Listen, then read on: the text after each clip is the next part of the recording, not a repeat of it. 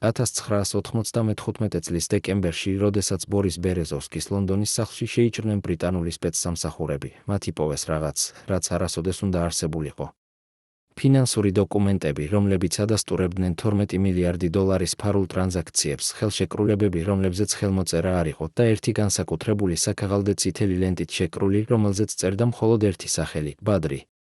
ამ საქაღალდეში იყო ფოტოები, ბანკის ანგარიშების ნომრები და ხელნაწერი წერილები, რომლებიც ადასტურებდნენ ისეთ ფინანსურ სქემებს, რომლებზეც თვით ბერეზოვსკის უახლოესი თანამშრომლებიც არ იცოდნენ.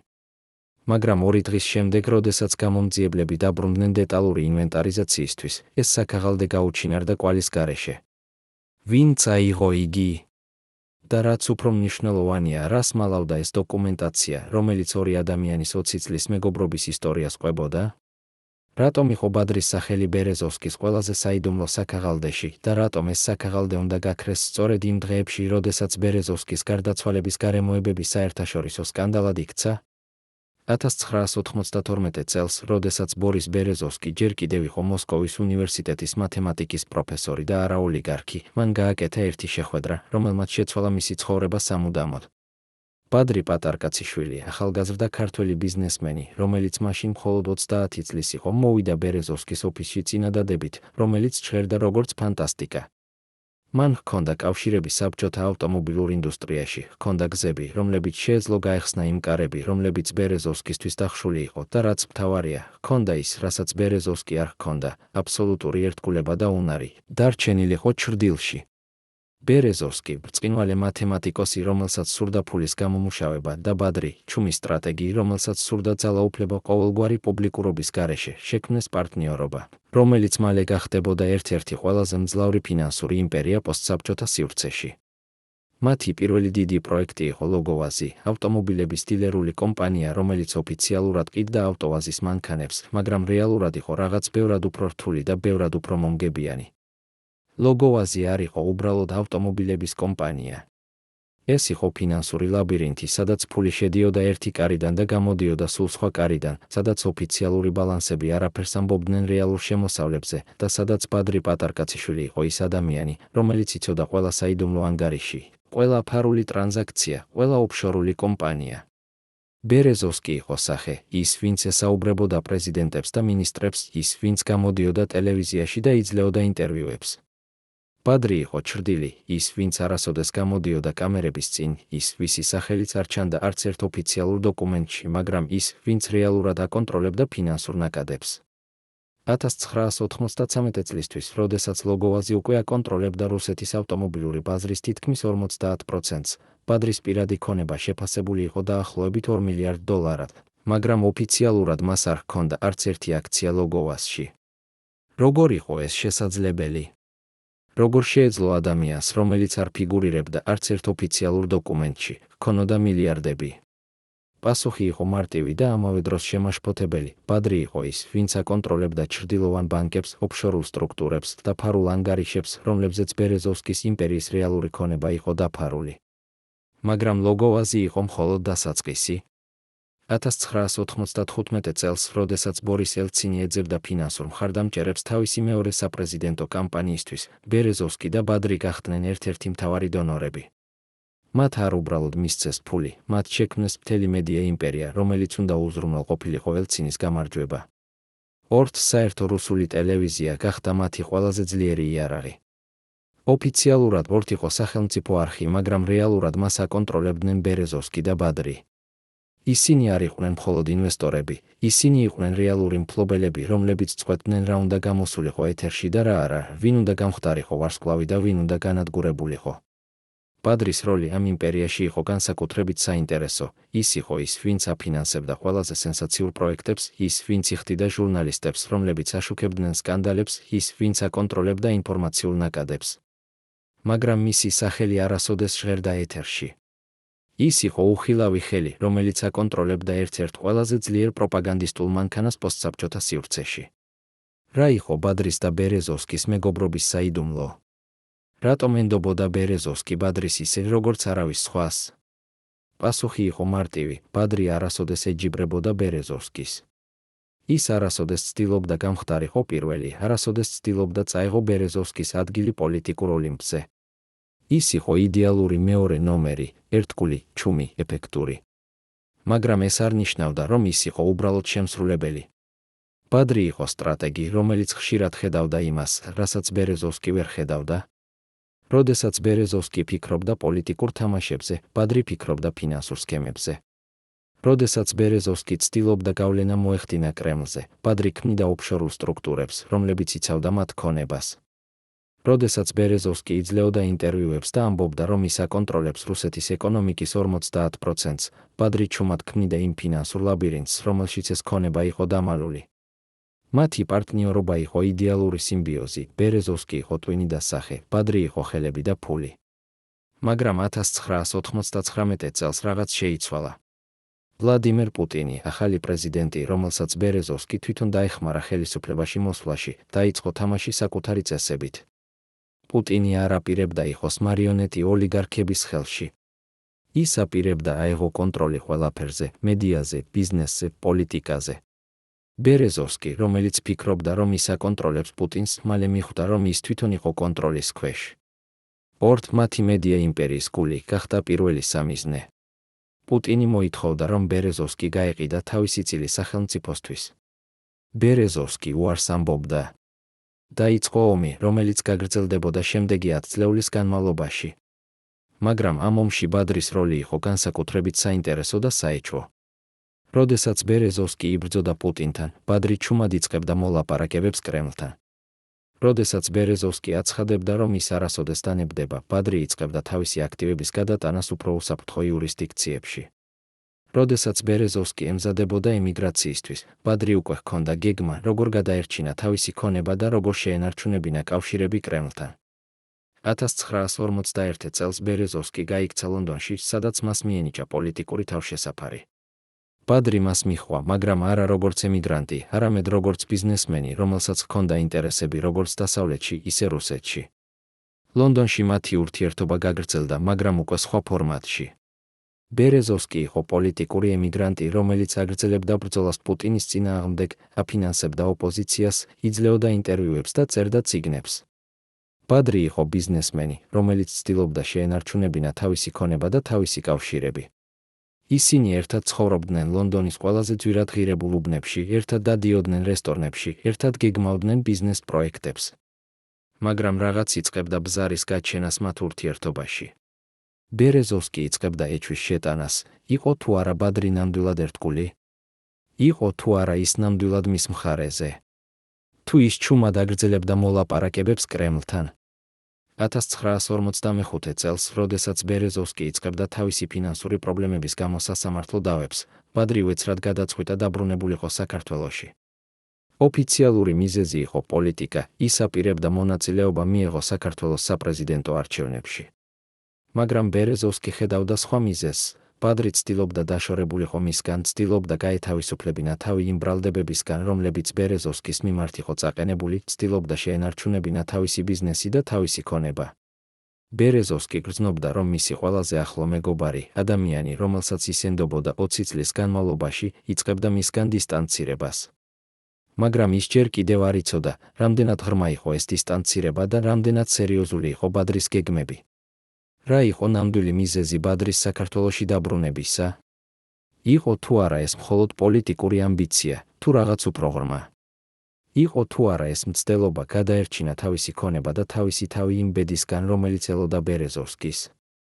და რაც ყველაზე მნიშვნელოვანია, იყო თუ არა ბადრი ნამდვილად ერთგული თავისი მეგობრისადმი, თუ ის უკვე მზად იყო მისი გაღალატებისთვის? პირველად 25 წლის განმავლობაში ადამიანი, რომელიც პასუხისმგებელი იყო ბადრი პატარკაციშვილის უსაფრთხოებაზე 1995-დან 2005-მდე, თანახმა გახდა ესაუბრა კამერების წინ. ის, რასაც ის გვიამბობს ბადრისა და ბერეზოვსკის ურთიერთობის ბოლო წლებზე, შეცვლის ყველაფერს, რასაც ჩვენ ვფიქრობთ, რომ ვიცით ამ ორი ოლიგარქის მეგობრობაზე. პირადი საუბრებიდან დაწყებული, რომლებიც ხდებოდა ლონდონის სახლებში ღამის 2 საათზე, დასრულებული სასოწარკვეთილი გეგმებით, რომლებიც იქმნებოდა იმ მომენტში, როდესაც ორივე მათგანი მიხვდა, რომ ყველაფერი დასრულდა. ეს არის ექსკლუზიური ჩვენება, რომელიც დაგიტოვებთ სუნთქვის გარეშე და აიძულებთ ხელახლა გადაფიქრდეთ ყველაფერზე, რასაც იცოდით რუსული ოლიგარქიის ისტორიის შესახებ. ამ ადამიანის სახელი არის ალექსანდრე ლიტვინენკო, არა ის ცნობილი ლიტვინენკო, რომელიც მოკლეს ლონდონში, არამედ სხვა ალექსანდრე, რომელიც იყო ბადრის პირადი მძღოლი და მცველი 10 წლის განმავლობაში. ის იყო ის ადამიანი, რომელიც ყოველთვის იყო ბადრის გვერდით, ის, ვინც ისმენდა ყველა საუბარს, ის, ვინც ხედავდა ყველა შეხვედრას, ის, ვინც იცოდა ყველა საიდუმლო. და ის, რასაც ის გვიამბობს, არის შემაშფოთებელი. მისი თქმით, 1954 წლიდან, როდესაც ბერეზოვსკი და ბადრი უკვე იყვნენ ლონდონში, მათი ურთიერთობა იწყებდა გაფუჭებას. ბერეზოვსკი, რომელიც კარგავდა თავის ფინანსურ იმპერიას სასამართლო დავების გამო, იწყებდა ბადრის ბრალდებას იმაში, რომ ის არ ეხმარებოდა მას საკმარისად, რომ ის ინახავდა ფულს საკუთარი თავისთვის, რომ ის ჩუმად აგრძელებდა ბიზნესს რუსეთთან. ბადრი თავის მხრივ გრძნობდა, რომ ბერეზოვსკი ხდებოდა ტვირთი, რომელიც აფერხებდა მის ბიზნესს, რომელიც აზიანებდა მის რეპუტაციას, რომელიც აძლევდა მას პრობლემებს კრემლთან. ლიტვინენკო იხსენებს ერთ კონკრეტულ ეპიზოდს, რომელიც მოხდა 1945 წლის ივნისში. ბერეზოვსკი და ბადრი იყვნენ ბერეზოვსკის ლონდონის სახლში და ისინი ჰქონდათ ძალიან ხმამაღალი კამათი. ლიტვინენკო იდგა კარის უკან და ისმენდა. ბერეზოვსკი ბრალდებდა ბადრის იმაში, რომ მან გაყიდა მათი ერთობლივი აქტივების ნაწილი რუსულ ბიზნესმენებს ბერეზოვსკის ცოდნის გარეშე. ბადრი უარყოფდა, მაგრამ ბერეზოვსკი მოითხოვდა დოკუმენტებს, მოითხოვდა ახსნა განმარტებებს, მოითხოვდა ფულს. ბადრი ამბობდა, რომ ფული იყო გამოყენებული მათი ერთობლივი ბიზნესის დასაცავად, რომ ისაკეთებდა იმას, რაც საჭირო იყო მათი ქონების შესანარჩუნებლად. მაგრამ ბერეზოვსკი არ სჯეროდა. ის ამბობდა, რომ ბადრი ცდილობდა მისგან დისტანცირებას, რომ ის ემზადებოდა მისი მიტოვებისთვის, რომ ის უკვე მოლაპარაკებდა კრემლთან მის უკან. ბადრი ამბობდა, რომ ეს იყო სისულელე, რომ ის არასოდეს გაუღალატებდა ბერეზოვსკის, რომ ისინი იყვნენ მეგობრები 20 წლის განმავლობაში და რომ ეს მეგობრობა იყო უფრო ძლიერი ვიდრე ნებისმიერი ბიზნესი. მაგრამ ლიტვინენკოს თქმით, ბადრის ხმაში იყო რაღაც, რაც არ ჟღერდა დამაჯერებლად. იყო რაღაც, რაც ამბობდა, რომ ის მართლა ემზადებოდა რაღაცისთვის, რაც ბერეზოვსკი არ იცოდა. მაგრამ რა იყო ეს რაღაც? რისთვის ემზადებოდა ბადრი? ლიტვინენკოს თქმით, ბადრი იწყებდა გეგმის შექმნას, როგორ გადაერჩინა თავისი ქონება და როგორ დაბრუნებულიყო პოლიტიკაში, მაგრამ არა რუსეთში, არამედ საქართველოში. ის ხედავდა, რომ საქართველო იყო ქვეყანა, სადაც ის შეეძლო გამხდარიყო არა მხოლოდ ბიზნესმენი, არამედ პოლიტიკური ლიდერი. ის ხედავდა, რომ საქართველოში, სადაც ვარდების რევოლუციის შემდეგ ხელისუფლებაში მოვიდა მიხეილ სააკაშვილი, იყო შესაძლებლობები, რომლებიც რუსეთში აღარ არსებობდა. ის ხედავდა, რომ საქართველოში ის შეეძლო გამხდარიყო ის, ვინც ის ყოველთვის სურდა ყოფილიყო, არა ჩრდილი, არამედ ლიდერი. მაგრამ ამისთვის მას სჭირდებოდა დისტანცირება ბერეზოვსკისგან, სჭირდებოდა გაწმენდა თავისი რეპუტაციის, სჭირდებოდა ახალი იმიჯის შექმნა. და ეს ნიშნავდა, რომ მას სჭირდებოდა მიეტოვებინა ბერეზოვსკი.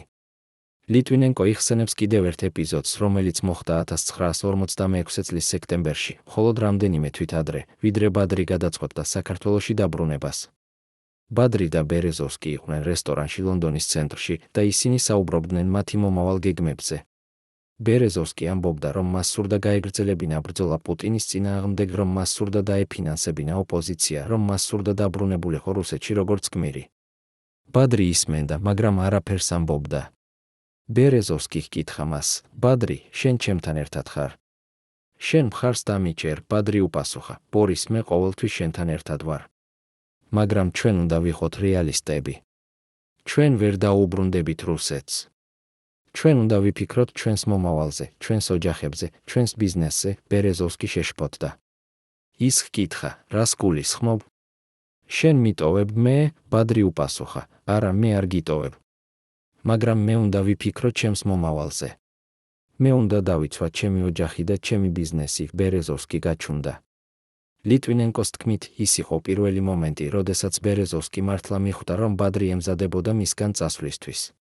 მაგრამ რატომ? რატომ ბადრი, რომელიც იყო ბერეზოვსკის ყველაზე ახლო მეგობარი 20 წლის განმავლობაში, რომელიც იყო მისი პარტნიორი ყველა ბიზნესში, რომელიც იყო მისი ერთგული თანამებრძოლი ყველა ბრძოლაში, უეცრად გადაწყვეტდა მისგან დისტანცირებას? ლიტვინენკოს თქმით, პასუხი იყო მარტივი. ბადრი ხედავდა, რომ ბერეზოვსკი კარგავდა. ის ხედავდა, რომ ბერეზოვსკის ბრძოლა პუტინის წინააღმდეგ იყო წაგებული ბრძოლა, რომ ბერეზოვსკის ფინანსური იმპერია იყო კოლაფსის ზღვარზე, რომ ბერეზოვსკის პოლიტიკური გავლენა იყო მინიმალური. ის ხედავდა, რომ თუ ის დარჩებოდა ბერეზოვსკის გვერდით, ის დაკარგავდა ყველაფერს, თავის ქონებას, თავის რეპუტაციას, თავის მომავალს. და ის არ აპირებდა ამის დაშვებას. ის აპირებდა გადაერჩინა თავისი თავი, თავისი ოჯახი, თავისი ბიზნესი. და თუ ამისთვის სჭირდებოდა ბერეზოვსკის მიტოვება, მაშინ ის მზად იყო ამისთვის. ლიტვინენკო ასევე იხსენებს, რომ ბადრი იწყებდა საიდუმლო შეხვედრებს ადამიანებთან, რომლებიც ჰქონდათ კავშირები კრემლთან. ეს შეხვედრები ხდებოდა ღამით სხვადასხვა ადგილებში ლონდონში და ბადრი ყოველთვის მიდიოდა მარტო ლიტვინენკოს გარეშე. ლიტვინენკო არ იცოდა, რაზე საუბრობდნენ ისინი, მაგრამ ის ხედავდა, რომ ბადრი ბრუნდებოდა ამ შეხვედრებიდან დაძაბული და ფიქრიანი. ის ხედავდა, რომ ბადრი ცდილობდა რაღაცის მოლაპარაკებას, რაღაცის მოგვარებას, რაღაცის შენარჩუნებას. და ის ხედავდა, რომ ეს რაღაც იყო დაკავშირებული მის მომავალთან, მის დაბრუნებასთან საქართველოში, მის პოლიტიკურ ამბიციებთან. მაგრამ ის არ იცოდა დეტალები. ის არ იცოდა, რა სუსტად აპირებდა ბადრი. ის მხოლოდ იცოდა, რომ ბადრი ემზადებოდა რაღაცისთვის დიდისთვის, რაღაცისთვის, რაც შეცვლიდა ყველაფერს. და მაშინ 1957 წლის იანვარში ბადრი გამოაცხადა, რომ ის აპირებდა მონაწილეობა მიეღო საქართველოს საპრეზიდენტო არჩევნებში. ეს იყო შოკი ყველასთვის, ბერეზოვსკისთვის, ლიტვინენკოსთვის, მთელი ლონდონის ემიგრანტული საზოგადოებისთვის. ბადრი, რომელიც ყოველთვის იყო ჩრდილში, რომელიც არასოდეს ცდილობდა გამხდარიყო პირველი, უეცრად გადაწყვეტდა გამხდარიყო პრეზიდენტი. ბერეზოვსკი იყო გაბრაზებული. ის თვლიდა, რომ ეს იყო ღალატი, რომ ბადრი ტოვებდა მას ყველაზე რთულ მომენტში, რომ ბადრი ცდილობდა გადაერჩინა თავისი თავი მისი ხარჯზე. მაგრამ ბადრი ამბობდა, რომ ეს იყო მისი ოცნება, რომ ის ყოველთვის სურდა დაეხმარა საქართველოს, რომ ის ყოველთვის სურდა გამხდარიყო პოლიტიკური ლიდერი. ის ამბობდა, რომ ეს არ იყო ღალატი, არამედ ახალი დასაწყისი. მაგრამ ბერეზოვსკი არ სჯეროდა. ის ხედავდა, რომ ეს იყო დასასრული მათი მეგობრობისა, დასასრული მათი პარტნიორობისა, დასასრული ყველაფრისა, რაც მათ ერთად ააშენეს 20 წლის განმავლობაში. რა იყო ნამდვილი მიზეზი ბადრის გადაწყვეტილებისა? იყო თუ არა ეს მართლა მისი ოცნება, თუ ეს იყო გამოთვლილი გეგმა, როგორ გადაერჩინა თავისი თავი და თავისი ქონება? იყო თუ არა ეს ღალატი, თუ ეს იყო უბრალოდ რეალიზმი? და რაც ყველაზე მნიშვნელოვანია, რა როლი ითამაშა ეს გადაწყვეტილება ბერეზოვსკის შემდგომ ბედში და ბადრის საკუთარ ტრაგიკულ დასასრულში. ერთი კვირით ადრე, ვიდრე ბადრი პატარკაციშვილი გამოაცხადებდა თავის საპრეზიდენტო ამბიციებს საქართველოში, მას ჰქონდა საიდუმლო შეხვედრა, რომელიც არ გამოჩნდა არც ერთ ოფიციალურ პროტოკოლში. უცხოელი ემისარი ჩამოფრინდა ღამით, გაატარა 1 საათი ბადრის ლონდონის ოფისში და გაფრინდა მოკითხვის გარეშე. მოწმეები ამბობენ, რომ ამ საუბრის შემდეგ ბადრი გამოვიდა ოფისიდან მკრთალი როგორც ქაღალდი. რა ეთქვა მას იმ ღამეს? შესთავაზეს თუ არა მას ემიგრაცია, თუ წაუკითხეს სასიკვდილო განაჩენი.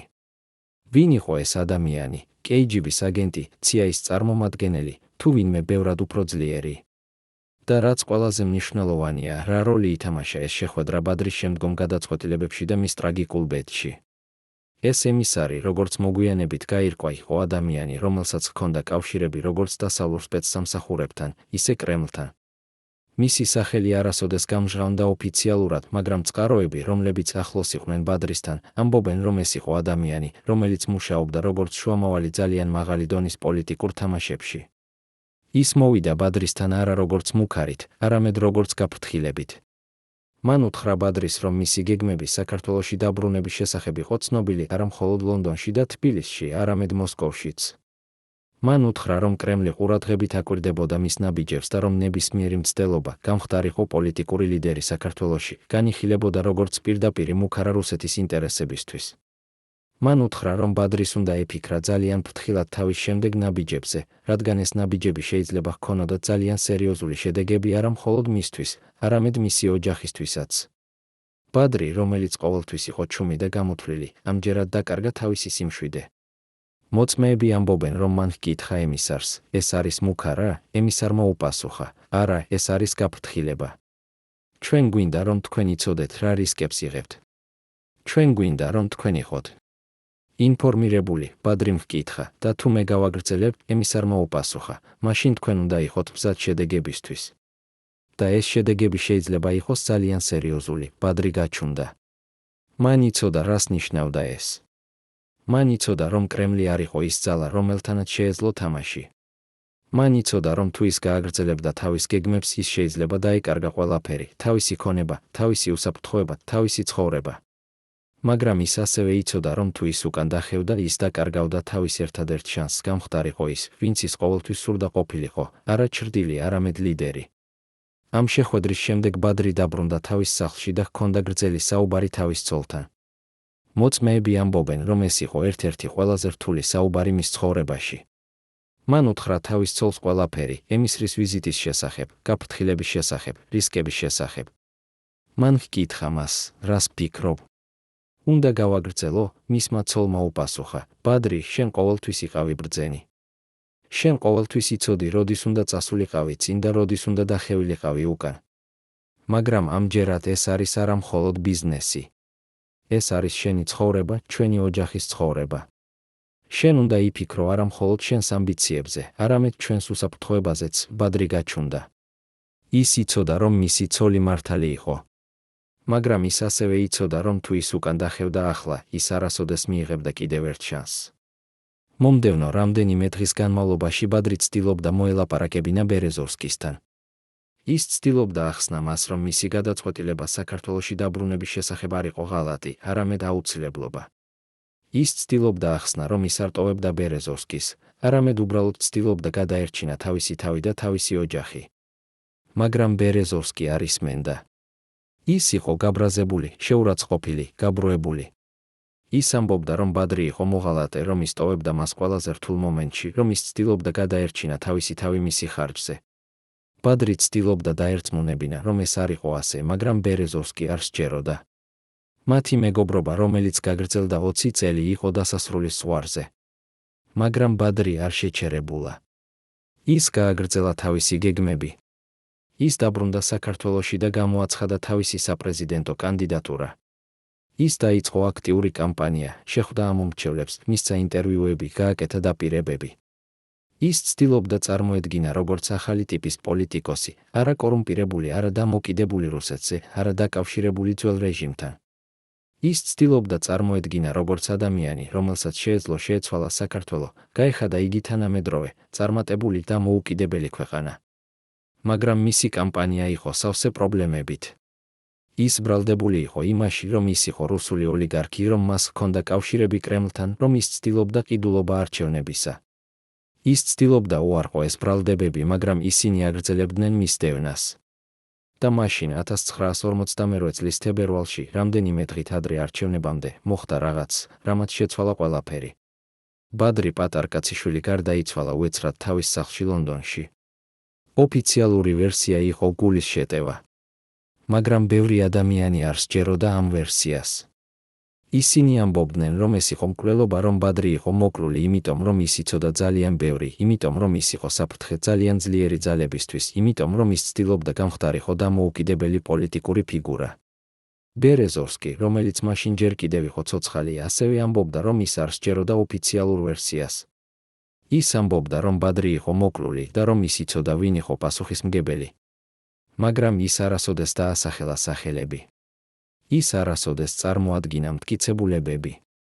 ის უბრალოდ ამბობდა, რომ ბადრის სიკვდილი იყო ღალატის შედეგი, არა ბადრის ღალატი, არამედ იმ ადამიანების ღალატი, რომლებსაც ბადრი ენდობოდა, იმ ადამიანების ღალატი, რომლებიც დაპირდნენ მას დაცვას, მაგრამ რეალურად მას მიატოვეს. ბადრის სიკვდილის შემდეგ დაიწყო გრძელი და რთული სასამართლო დავა მის მემკვიდრეობაზე. ბერეზოვსკი, რომელიც თვლიდა, რომ მას ჰქონდა უფლება ბადრის ქონების ნაწილზე, შეიტანა სარჩელი ბადრის ოჯახის წინააღმდეგ.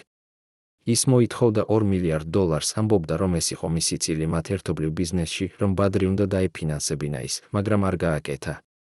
ბადრის ოჯახი უარყოფდა ამ მოთხოვნებს, ამბობდა, რომ ბერეზოვსკი არ ჰქონდა არანაირი უფლება ბადრის ქონებაზე, რომ ბადრი უკვე გადაუხადა ბერეზოვსკის ყველაფერი, რაც მას ეკუთვნოდა. სასამართლო დავა გაგრძელდა რამდენიმე წლის განმავლობაში და დასრულდა ბერეზოვსკის წაგებით. მაგრამ ეს წაგება იყო მხოლოდ ერთი ნაწილი ბერეზოვსკის ტრაგედიისა. ის კარგავდა ყველაფერს, თავის ქონებას, თავის გავლენას, თავის მეგობრებს. და 1953 წელს, 5 წლის შემდეგ ბადრის სიკვდილის შემდეგ, ბორის ბერეზოვსკიც გარდაიცვალა თავის ლონდონის სახლში. ოფიციალური ვერსია იყო თვითმკვლელობა. მაგრამ ბევრი ადამიანი არ სჯეროდა ამ ვერსიასაც. რა იყო ნამდვილი მიზეზი ბადრის სიკვდილისა? იყო თუ არა ეს მართლა გულის შეტევა, თუ ეს იყო მკვლელობა? ვინ იყო პასუხისმგებელი? და რა როლი ითამაშა ბადრის სიკვდილი ბერეზოვსკის შემდგომ ბედში. ეს არის კითხვები, რომლებზეც პასუხები ჯერ კიდევ არ არის ნაპოვნი. მაგრამ ერთი რამ არის ნათელი, ბადრისა და ბერეზოვსკის ისტორია არის ისტორია მეგობრობისა და ღალატის, ერთგულებისა და ეჩვის, ძალაუფლებისა და ტრაგედიის. ეს არის ისტორია ორი ადამიანის შესახებ, რომლებმაც ერთად ააშენეს იმპერია, მაგრამ ვერ შეძლეს მისი შენარჩუნება. ეს არის ისტორია იმის შესახებ, თუ როგორ შეიძლება ფული და ძალაუფლება გაანადგუროს თუნდაც ყველაზე ძლიერი მეგობრობა. და ეს არის ისტორია იმის შესახებ, თუ როგორ შეიძლება ამბიცია და ეჩვი მიგიყვანოს ტრაგიკულ დასასრულამდე. ბოლო წუთამდე მე მჯეროდა, რომ ჩვენ გადავრჩებოდით, ამბობს ყოფილი ოფიცერი ბადრის პირადი დაცვიდან, რომლის ხელები ჯერ კიდევ კანკალებს 25 წლის შემდეგაც. რას იცოდა ეს ადამიანი, რასაც ჩვენ არ ვიცით? ამ საღამოს სამი ყოფილი წევრი ბადრის უშიშროების შიდა წრიდან საუბრობენ პირველად იმ საიდუმლოებებზე, რომლებიც მათ ინახავდნენ 10 წლეულების განმავლობაში. მათი გამოცხადებები შეცვლის ყველაფერს, რასაც თქვენ ფიქრობთ, რომ იცით რეჟიმის ბოლო დღეების შესახებ. ეს არის ისტორია იმის შესახებ, თუ როგორ იცვლებოდა ბადრის ქცევა ბოლო თვეების განმავლობაში, როგორ ხდებოდა ის უფრო პარანოიდული, როგორ ეჩვობდა ყველას, თუნდაც თავის უახლოეს ადამიანებს. ეს არის ისტორია იმის შესახებ, თუ როგორ ცდილობდა ის გადაერჩინა თავისი თავი, მაგრამ ყოველი მისი ნაბიჯი მხოლოდ უფრო ახლოს მიჰყავდა მას ტრაგედიასთან. ალექსანდრე კოვალენკო, რომელიც იყო ბადრის პირადი მძღოლი 1945 წლიდან 1948 წლამდე, იხსენებს, რომ ბადრის ქცევა დრამატულად შეიცვალა 1947 წლის შემოდგომიდან. ის, ვინც ყოველთვის იყო მშვიდი და გამოთვლილი, უეცრად გახდა ნერვიული და ეჩვიანი. ის იწყებდა მარშრუტების შეცვლას ბოლო წუთში, იწყებდა შეხვედრების გადადებას უახსნელად, იწყებდა ტელეფონების შეცვლას ყოველ რამდენიმე დღეში ერთხელ. კოვალენკო ამბობს, რომ ერთხელ, როდესაც ისინი მიდიოდნენ ლონდონის ცენტრში, ბადრი უეცრად უბრძანა მას შეეჩერებინა მანქანა და დაბრუნებულიყო უკან. როდესაც კოვალენკომ ჰკითხა რატომ, ბადრიმ უთხრა, მე ვხედავ მანქანას, რომელიც გვხვება. კოვალენკომ უთხრა, რომ არავინ მიჰყვებოდათ, მაგრამ ბადრი დაჟინებით მოითხოვდა დაბრუნებას. ისინი დაბრუნდნენ სახლში და ბადრი არ გამოვიდა მთელი დღის განმავლობაში. ეს არ იყო ერთადერთი შემთხვევა. კოვალენკო იხსენებს, რომ ბადრი იწყებდა ეჩვის შეტანას ყველაში, თავის თანამშრომლებში, თავის მეგობრებში, თუნდაც თავის ოჯახის წევრებში. ის იწყებდა კითხვების დასმას, ვინ იცის ჩემი გეგმების შესახებ? ვინ საუბრობს ჩემზე? ვის შეუძლია ჩემი გაყიდვა? კოვალენკო ცდილობდა დაერწმუნებინა, რომ ყველა მისი ადამიანი იყო ერთგული, მაგრამ ბადრი არ ისმენდა. ის ამბობდა, შენ არ იცი, ალექსანდრე. შენ არ იცი, რა ხდება. შენ არ იცი, ვინ არის ჩემი მტერი და ვინ არის ჩემი მეგობარი. კოვალენკო ამბობს, რომ ეს იყო პირველი მომენტი, როდესაც მან მიხვდა, რომ ბადრი რეალურად ეშინოდა. არა უბრალოდ ნერვიულობდა, არამედ რეალურად ეშინოდა თავისი ცხოვრებისთვის. მაგრამ ბრისი ეშინოდა ბადრის? კოვალენკოს თქმით, ბადრი იცოდა, რომ მისი გადაწყვეტილება საქართველოში დაბრუნებისა და საპრეზიდენტო კანდიდატურის გამოცხადების შესახებ გახადა იგი სამიზნე. ის იცოდა, რომ კრემლი არ აპირებდა მისი წარმატების დაშვებას, რადგან ეს ნიშნავდა, რომ საქართველო გახდებოდა კიდევ უფრო დამოუკიდებელი რუსეთისგან. ის იცოდა, რომ მიხეილ სააკაშვილის ხელისუფლება ასევე არ იყო მოხარული მისი კანდიდატურით, რადგან ბადრი იყო ძალიან ძლიერი კონკურენტი. ის იცოდა, რომ ბერეზოვსკი, რომელიც გრძნობდა თავს მიტოვებულად, შეიძლება ასევე ჰქონოდა мотиваცია მისი დაზიანებისთვის. ის იცოდა, რომ ის იყო გარემოცული მტრებით ყველა მხრიდან და რომ ნებისმიერი მათგანი შეიძლება ყოფილიყო ის, ვინც აპირებდა მის განადგურებას. კოვალენკო ასევე იხსენებს, რომ ბადრი იწყებდა საუბარს თავისი ჯანმრთელობის შესახებ. ის ამბობდა, რომ მას ჰქონდა გულის პრობლემები, რომ მას ჰქონდა მაღალი წნევა, რომ მას ჰქონდა სტრესი. მაგრამ კოვალენკო ამბობს, რომ ბადრი არასოდეს არ რჩიოდა ჯანმრთელობაზე ადრე. ის ყოველთვის იყო ძლიერი, ენერგიული, აქტიური. რატომ უეცრად დაიწყო საუბარი თავისი ჯანმრთელობის შესახებ? კოვალენკო ფიქრობს, რომ ბადრი ცდილობდა მოემზადებინა თავისი გარემოცვა იმისთვის, რაც შეიძლება მოხდებოდა. ის ცდილობდა შექმნა ვერსია, რომელიც ახსნიდა მის შესაძლო სიკვდილს. როგორც ბუნებრივ მიზეზს, არა როგორც მკვლელობას. ის ცდილობდა დაეცვა თავისი ოჯახი იმ ეჩვებისგან, რომლებიც შეიძლება წამოჭრილიყო მის სიკვდილის შემდეგ. მაგრამ ყველაზე შემაშფოთებელი ეპიზოდი, რომელსაც კოვალენკო იხსენებს, მოხდა 1952 წლის იანვრის ბოლოს, მხოლოდ რამდენიმე კვირით ადრე ბადრის სიკვდილამდე. ბადრიმ მოუწოდა კოვალენკო თავის ოფისში და უთხრა მას რაღაც, რაც კოვალენკოს არასოდეს დაავიწყდება. ბადრიმ უთხრა, ალექსანდრე, თუ ჩემთან რამე მოხდება, თუ მე უეცრად გავიცვალე, შენ უნდა იცოდე, რომ ეს არ იქნება შემთხვევა. შენ უნდა იცოდე, რომ ეს იქნება მკვლელობა. და შენ უნდა უთხრა ჩემს ოჯახს, რომ მე ვიცოდი, რომ ეს მოხდებოდა. მე ვიცოდი, ვინ იყო პასუხისმგებელი. მაგრამ მე ვერ შევძელი ამის თქმა ხმამაღლა, რადგან ეს საფრთხეს შეუქმნიდა ჩემს ოჯახს. კოვალენკო შეშფოთდა. ის ჰკითხა, ბატონო ბადრი, რატომ მეუბნებით ამას? რა ხდება? ბადრიმ უპასუხა, უბრალოდ დამიმახსოვრე ეს.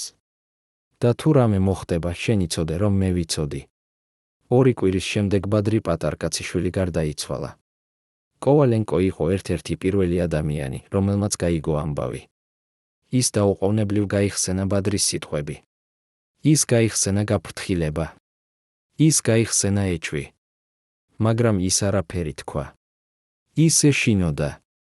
ის იცოდა, რომ თუ ის ესაუბრებოდა, ის შეიძლება გამხდარიყო შემდეგი სამიზნე.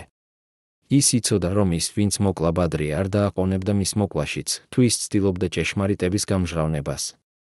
ამიტომ ის ჩუმად რჩებოდა 25 წლის განმავლობაში. მაგრამ ახლა, როდესაც ის უკვე არის უსაფრთხოდ, როდესაც ის უკვე არის შორს იმ ადამიანებისგან, რომლებიც შეიძლება დააზიანონ იგი, ის მზად არის ესაუბროს. ის მზად არის გაუზიაროს ჭეშმარიტება, რომელიც დამალული იყო 25 წლის განმავლობაში. მაგრამ რა არის ეს ჭეშმარიტება? ვინ მოკლა ბადრი პატარკაციშვილი? იყო თუ არა ეს კრემლი, რომელიც არ აპირებდა მისი წარმატების დაშვებას საქართველოში? იყო თუ არა ეს სააკაშვილის ხელისუფლება, რომელიც ეშინოდა მისი კონკურენციისა? იყო თუ არა ეს ბერეზოვსკი, რომელიც გრძნობდა თავს მიტოვებულად და გაღალატებულად? თუ იყო ეს ვინმე სხვა ვინმე, ვისი სახელიც ჯერ კიდევ არ არის ნახსენები ამ ისტორიაში. და რაც ყველაზე მნიშვნელოვანია, რატომ ბადრი იცოდა, რომ ის მოკლული იქნებოდა, მაგრამ არაფერი გააკეთა ამის თავიდან ასაცილებლად? იყო თუ არა ის უბრალოდ დაღლილი ბრძოლისგან? იყო თუ არა ის მზად თავისი ბედისთვის? თუ ის ფიქრობდა, რომ მისი სიკვდილი იქნებოდა ერთადერთი გზა, დაეცვა თავისი ოჯახი და თავისი მემკვიდრეობა. წარმოიდგინეთ, რომ ხართ ექიმი, რომელსაც ენდობა ერთ-ერთი ყველაზე ძლიერი ადამიანი თქვენს ქვეყანაში. წარმოიდგინეთ, რომ ამ ადამიანს აქვს საიდუმლოებები, რომლებიც შეიძლება შეცვალოს ისტორია. წარმოიდგინეთ, რომ თქვენ იცით ეს საიდუმლოებები, მაგრამ თქვენ არ შეგიძლიათ ესაუბროთ მათზე, რადგან ეს საფრთხეს შეუქმნის თქვენს ცხოვრებას. ეს არის ისტორია დოქტორ გიორგი მელაძის შესახებ, რომელიც იყო ბადრი პატარკაციშვილის პირადი ექიმი 1945 წლიდან 1958 წლამდე. ეს არის ისტორია იმის შესახებ, რასაც ის იცოდა ბადრის ჯანმრთელობის შესახებ, რასაც ის იცოდა ბადრის შიშების შესახებ და რასაც ის იცოდა ბადრის ბოლო დღეების შესახებ. ეს არის ისტორია, რომელიც შეცვლის ყველაფერს, რასაც თქვენ ფიქრობთ, რომ იცით ბადრის სიკვდილის შესახებ. დოქტორი მელაძე, რომელიც ახლა ცხოვრობს თბილისში და მუშაობს კერძო კლინიკაში, თანახმა გახდა ესაუბრა პირველად ამ საიდუმლოებებზე. მისი თქმით, ბადრი პატარკაციშვილი არ ჰქონდა სერიოზული გულის პრობლემები. ის ჰქონდა მაღალი წნევა, რაც იყო საკმაოდ ჩვეულებრივი მისი ასაკისა და სტრესული ცხოვრების მიხედვით, მაგრამ ეს არ იყო რაღაც, რაც შეიძლება გამოეწვია უეცარი გულის შეტევა. მელაძე ამბობს, რომ ის რეგულარულად ამოწმებდა ბადრის ჯანმრთელობას, აკეთებდა ყველა საჭირო ანალიზს, აკეთებდა ელექტროკარდიოგრამას და ყველაფერი იყო ნორმალურ ფარგლებში. ბადრი იღებდა მედიკამენტებს წნევის კონტროლისთვის, მაგრამ ეს იყო სტანდარტული თერაპია, რომელიც არ იყო რაიმე განსაკუთრებული. მელაძე ამბობს, რომ როდესაც მან გაიგო ბადრის სიკვდილის შესახებ და ოფიციალური ვერსია იყო გულის შეტევა, ის იყო შოკირებული. ის არ სჯეროდა ამ ვერსიას. ის იცოდა, რომ ბადრის გული იყო საკმაოდ ძლიერი და რომ უეცარი გულის შეტევა იყო ძალიან ნაკლებად სავარაუდო. მაგრამ რა შეიძლება იყოს ნამდვილი მიზეზი ბადრის სიკვდილისა? მელაძე ამბობს, რომ ის ფიქრობს, რომ ბადრი შეიძლება მოწამლული იყო. ის ამბობს, რომ ბადრის სიმპტომები ბოლო კვირების განმავლობაში, თავის ტკივილი, გულისრევას, სისუსტე, იყო თანმიმდევრული მოწამვლის ნიშნებთან. ის ამბობს, რომ ბადრი უჩიოდა მას ამ სიმპტომებზე, მაგრამ როდესაც მელაძე ცდილობდა გაეკეთებინა დეტალური გამოკვლევა, ბადრი უარს ამბობდა. ის ამბობდა, რომ ეს იყო უბრალოდ სტრესი, რომ ეს იყო უბრალოდ დაღლილობა, რომ ეს გაივლიდა. მაგრამ მელაძე ხედავდა, რომ ეს არ იყო უბრალოდ სტრესი. ის ხედავდა, რომ ბადრის მდგომარეობა უარესდებოდა, რომ მისი სიმპტომები ხდებოდა უფრო ინტენსიური, რომ რაღაც არ იყო სწორი. მაგრამ ბადრი არ ისმენდა. ის აგრძელებდა თავის საქმეებს, აგრძელებდა თავის შეხვედრებს, აგრძელებდა თავის კამპანიას. მელაძე იხსენებს ერთ კონკრეტულ ეპიზოდს, რომელიც მოხდა 1952 წლის იანვრის შუა რიცხვებში, დაახლოებით 2 კვირით ადრე ბადრის სიკვდილამდე. ბადრიმ მოუწოდა მელაძე თავის სახლში ლონდონში და უთხრა, რომ მას ძალიან უარად ეგრძნო. მელაძე მივიდა და დაინახა, რომ ბადრი იყო ძალიან მკრთალი, ოფლიანი, სუსტი. მელაძემ გაუზომა წნევა და დაინახა, რომ ის იყო ძალიან მაღალი. მელაძემ უთხრა ბადრის, რომ მას სჭირდებოდა დაუყოვნებლივ საავადმყოფოში წასვლა, რომ მას სჭირდებოდა დეტალური გამოკვლევა, რომ ეს შეიძლება იყოს რაღაც სერიოზული. მაგრამ ბადრიმ უარი თქვა. ის თქვა, არა, გიორგი, მე არ შემიძლია ახლა საავადმყოფოში წასვლა. მე მაქვს ძალიან მნიშვნელოვანი შეხვედრები. მე მაქვს კამპანია. მე არ შემიძლია ავად ვიყო ახლა. მელაძემ ცდილობდა დაერწმუნებინა, მაგრამ ბადრი არ ისმენდა. ის უბრალოდ სთხოვა მელაძეს მიეცა მას რაიმე მედიკამენტი, რომელიც დაეხმარებოდა მას გრძნობა უკეთესად. მელაძემ მისცა მას რამდენიმე მედიკამენტი და წავიდა, მაგრამ ის იყო ძალიან შეშფოთებული. მელაძე ამბობს, რომ მან ცდილობდა დაეკავშირებინა ბადრის ოჯახს და ეთქვა მათთვის, რომ ბადრის მდგომარეობა იყო სერიოზული და რომ მას სჭირდებოდა დახმარება.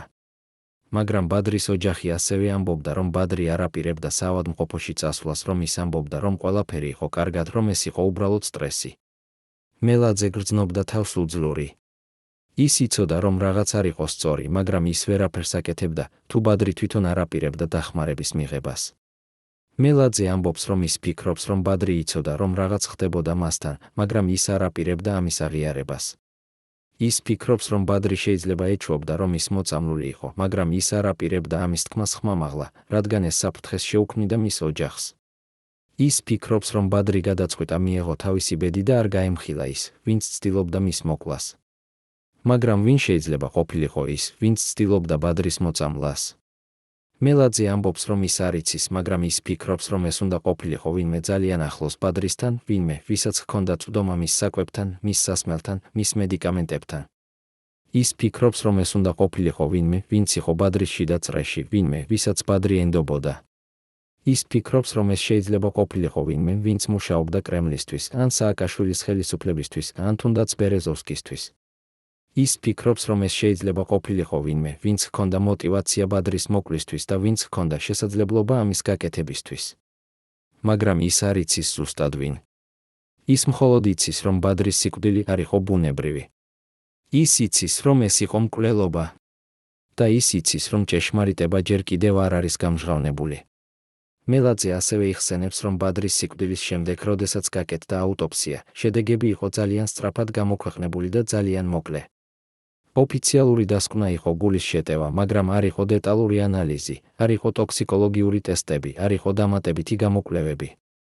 მელაძე ფიქრობს, რომ ეს იყო განზრახ გაკეთებული, რომ ვინმე არ აპირებდა ჭეშმარიტების გამჟღავნებას, რომ ვინმე აპირებდა ბადრის სიკვდილის დაფარვას როგორც ბუნებრივი მიზეზი.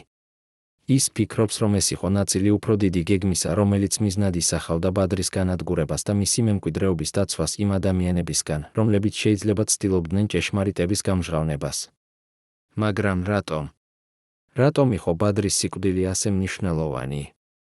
რატომ იყო აუცილებელი მისი მოკლა და მისი სიკვდილის დაფარვა როგორც ბუნებრივი მიზეზი? მელაძე ფიქრობს, რომ პასუხი მდგომარეობს იმაში, რასაც ბადრი იცოდა.